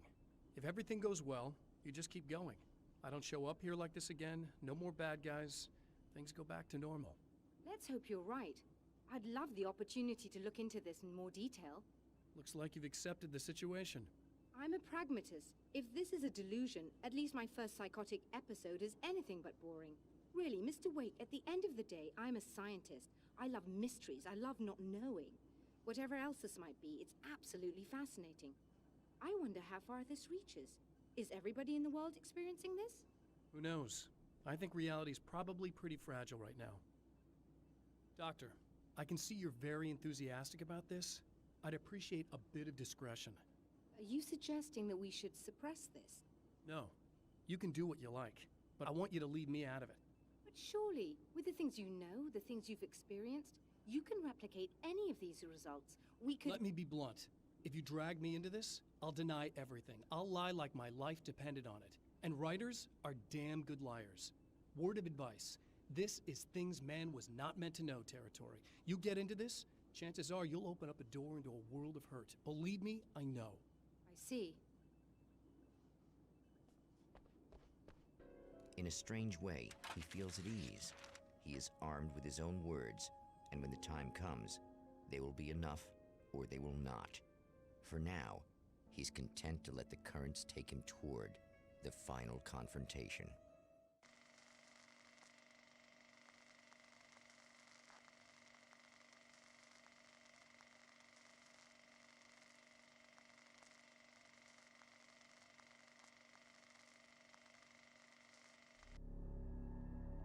Once more, we return to the drive-in. If he's aware of the absurdity of arming oneself with a few sentences and standing against a power that can pierce time itself, he doesn't show it. The man has his share of weaknesses, perhaps more, but cowardice is not among them.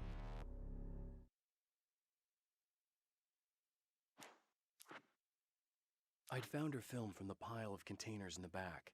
I'd threaded it into the projector. I swallowed hard, staring at the screen, hearing her voice, the sunrise I remembered so well only moments away. And then Mr. was there, nailed by the projector's beam, caught in his own trap. He shouted at me, first in confusion, then rage. And then the sun came up and things started to burn.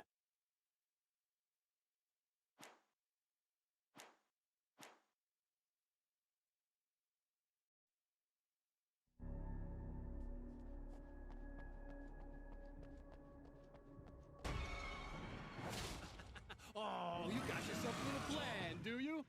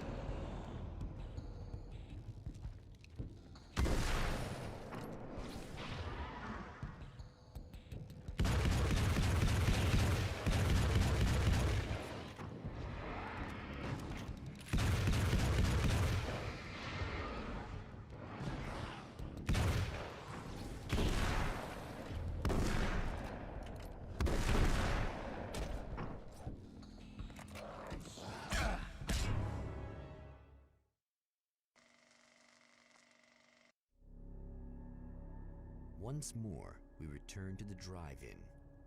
If he's aware of the absurdity of arming oneself with a few sentences and standing against a power that can pierce time itself, he doesn't show it. The man has his share of weaknesses, perhaps more, but cowardice is not among them.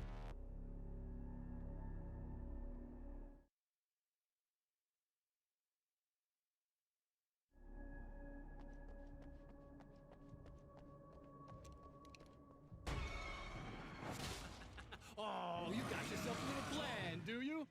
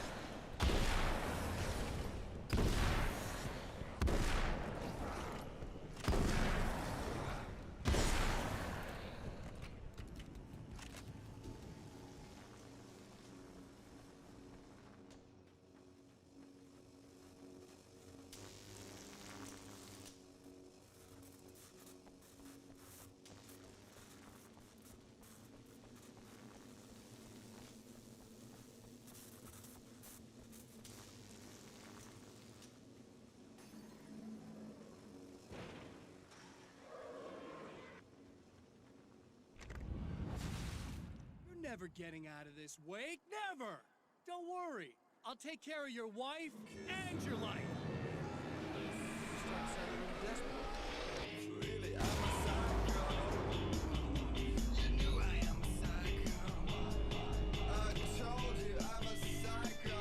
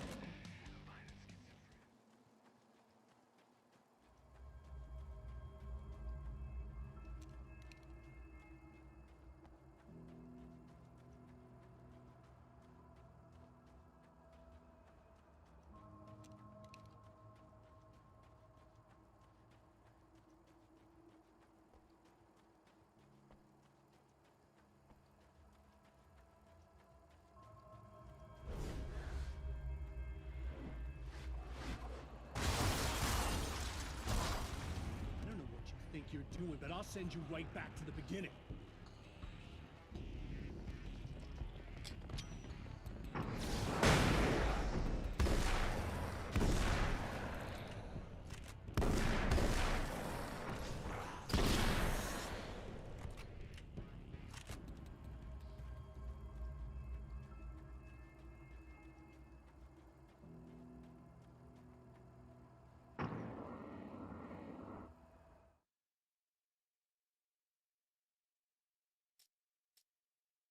When the dark man's eyes suddenly locked into Serena's, she flushed hot.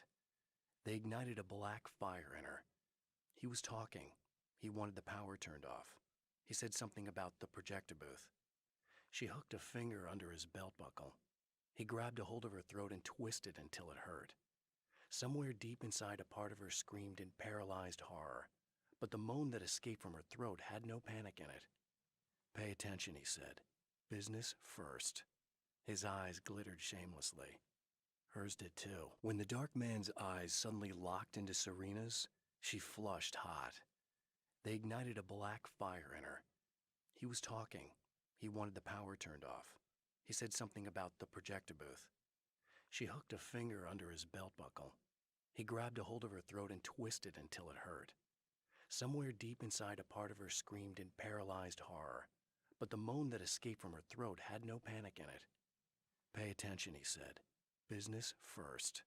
His eyes glittered shamelessly. Hers did too.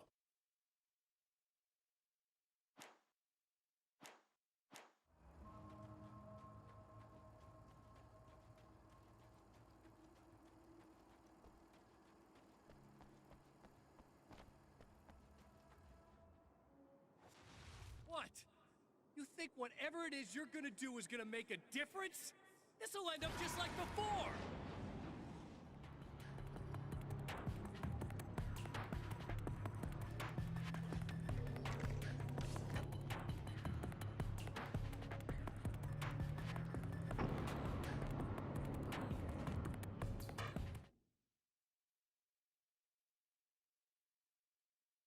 There's more to fighting the Taken than just burning away the darkness that protects them. When I'm fighting for my life, I find myself slipping into a state of intense concentration that makes the beam of my flashlight seem more powerful and focused. I used to think it was just my imagination, something brought on by the adrenaline and fear of death. But now I'm not so sure. I've been touched by powers that I can't begin to truly comprehend. And they've left a mark. I'm starting to think this might be a part of it.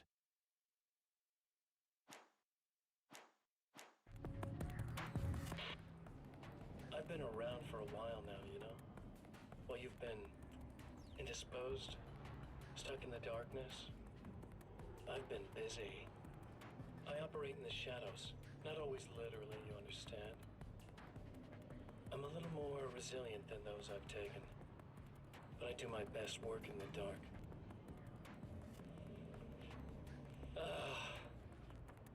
And there's so much darkness out there.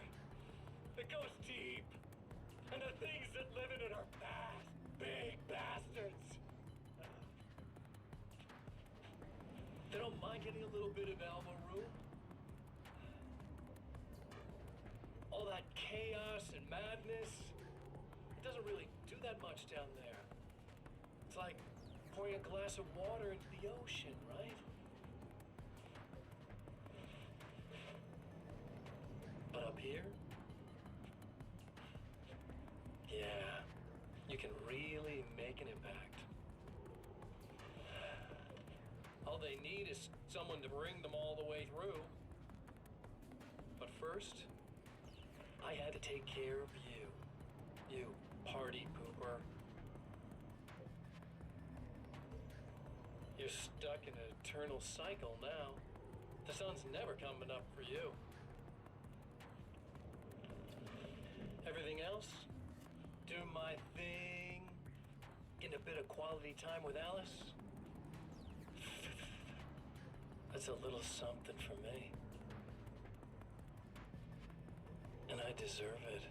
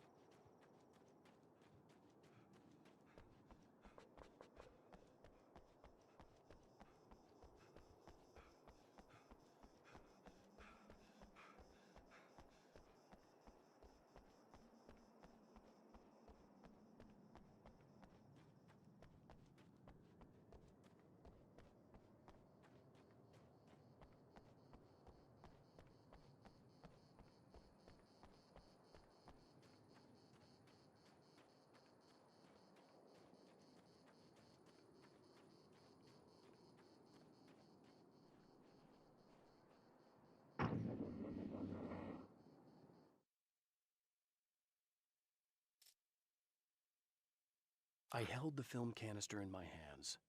I saw her name written across it in big letters, followed by the title. It was a time capsule, moments snatched from times gone by, from a past that I hoped could also be our future. It was my salvation, our chance to be together. A tin can with a bit of magic in it that she didn't even know about, something I could put to good use. There were only moments left before I had to face him.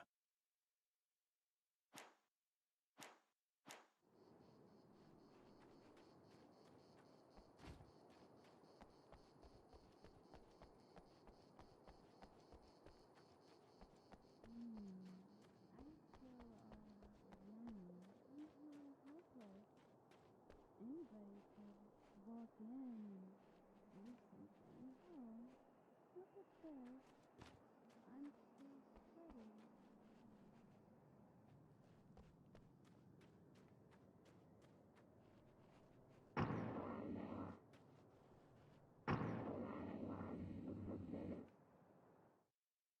The clothes I wear now I shaped from dreams and memories. It's an old outfit, originally from the 90s.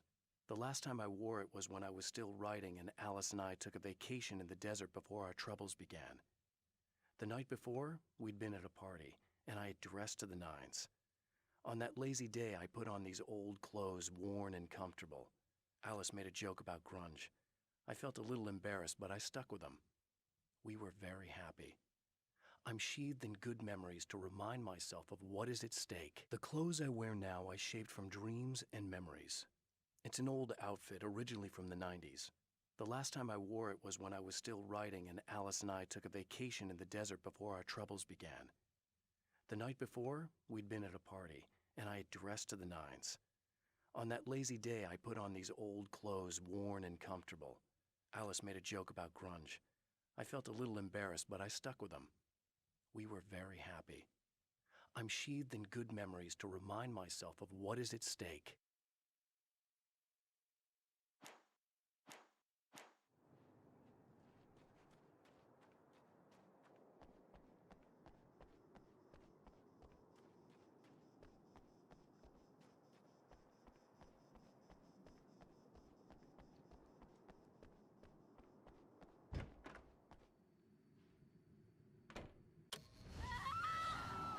Oh, hey. I'm hoping I can put an end to this now. You'd better. I really don't want that to happen to me again.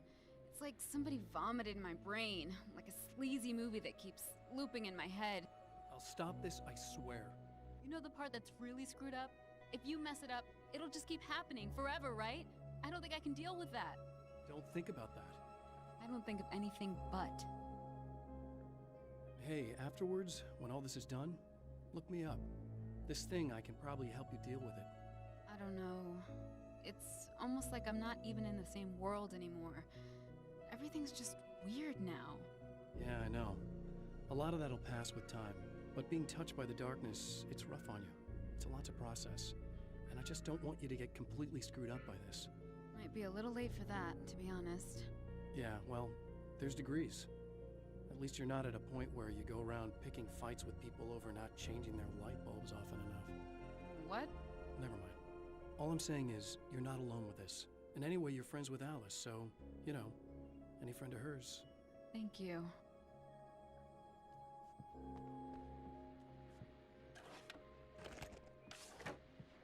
Hello, folks, and welcome to the third part of our pre-recorded interview with Serena Valdivia and renowned photographer Alice Wake. So, tell me about the film.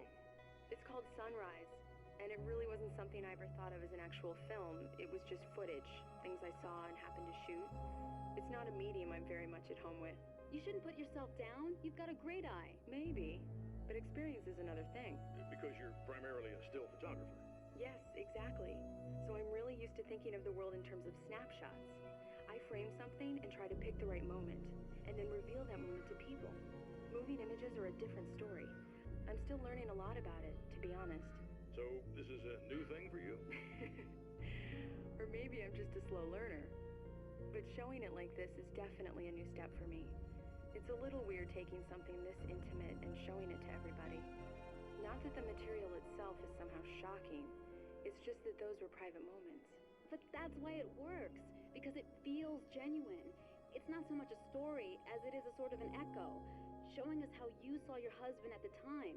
It's not really about the sunrise itself or Alan watching it. It's about you two together. I suppose. It's funny, looking at it now, especially now that it's been edited like that. It takes on a life of its own, almost. It's a kind of a fantasy. Well, there's nothing wrong with that. No, you're right. I'm glad you talked me into it.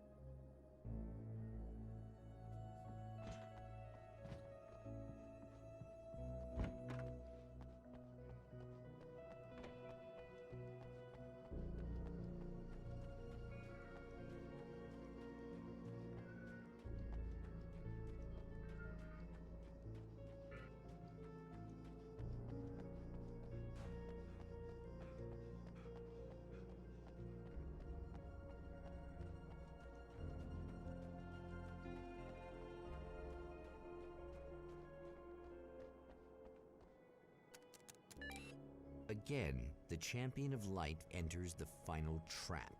The new reality is almost here. All he needs to do is change the details of the scene, push it past the breaking point, and the rest will snap into place.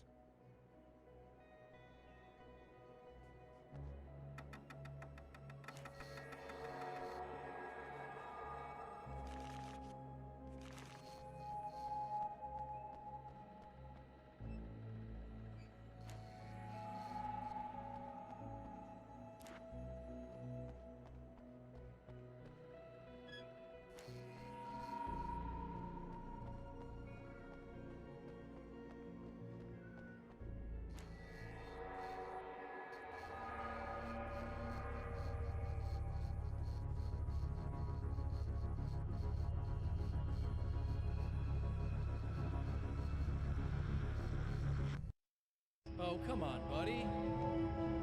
Why don't you... What? What is this? No! No!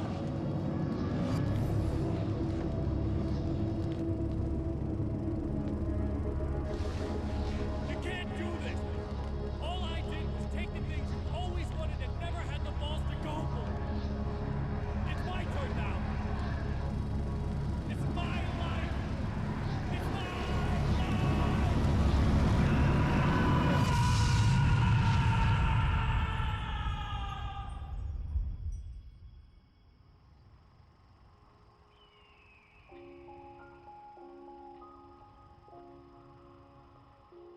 Alan? Is it really you? It's really me. How?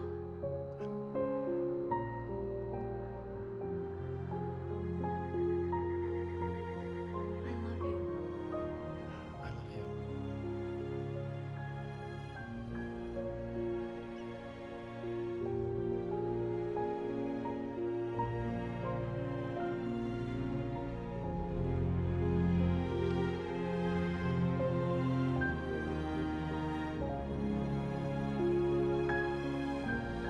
A woman, a man, two lovers, held apart for far too long, enveloped in the light of a glorious dawn. They both feel it. He's home at last. Are these actual events, or merely a dream? A memory, or a glimpse of what is to come? One thing is certain. This scene takes place in another time and another place, far, far away from Night Springs.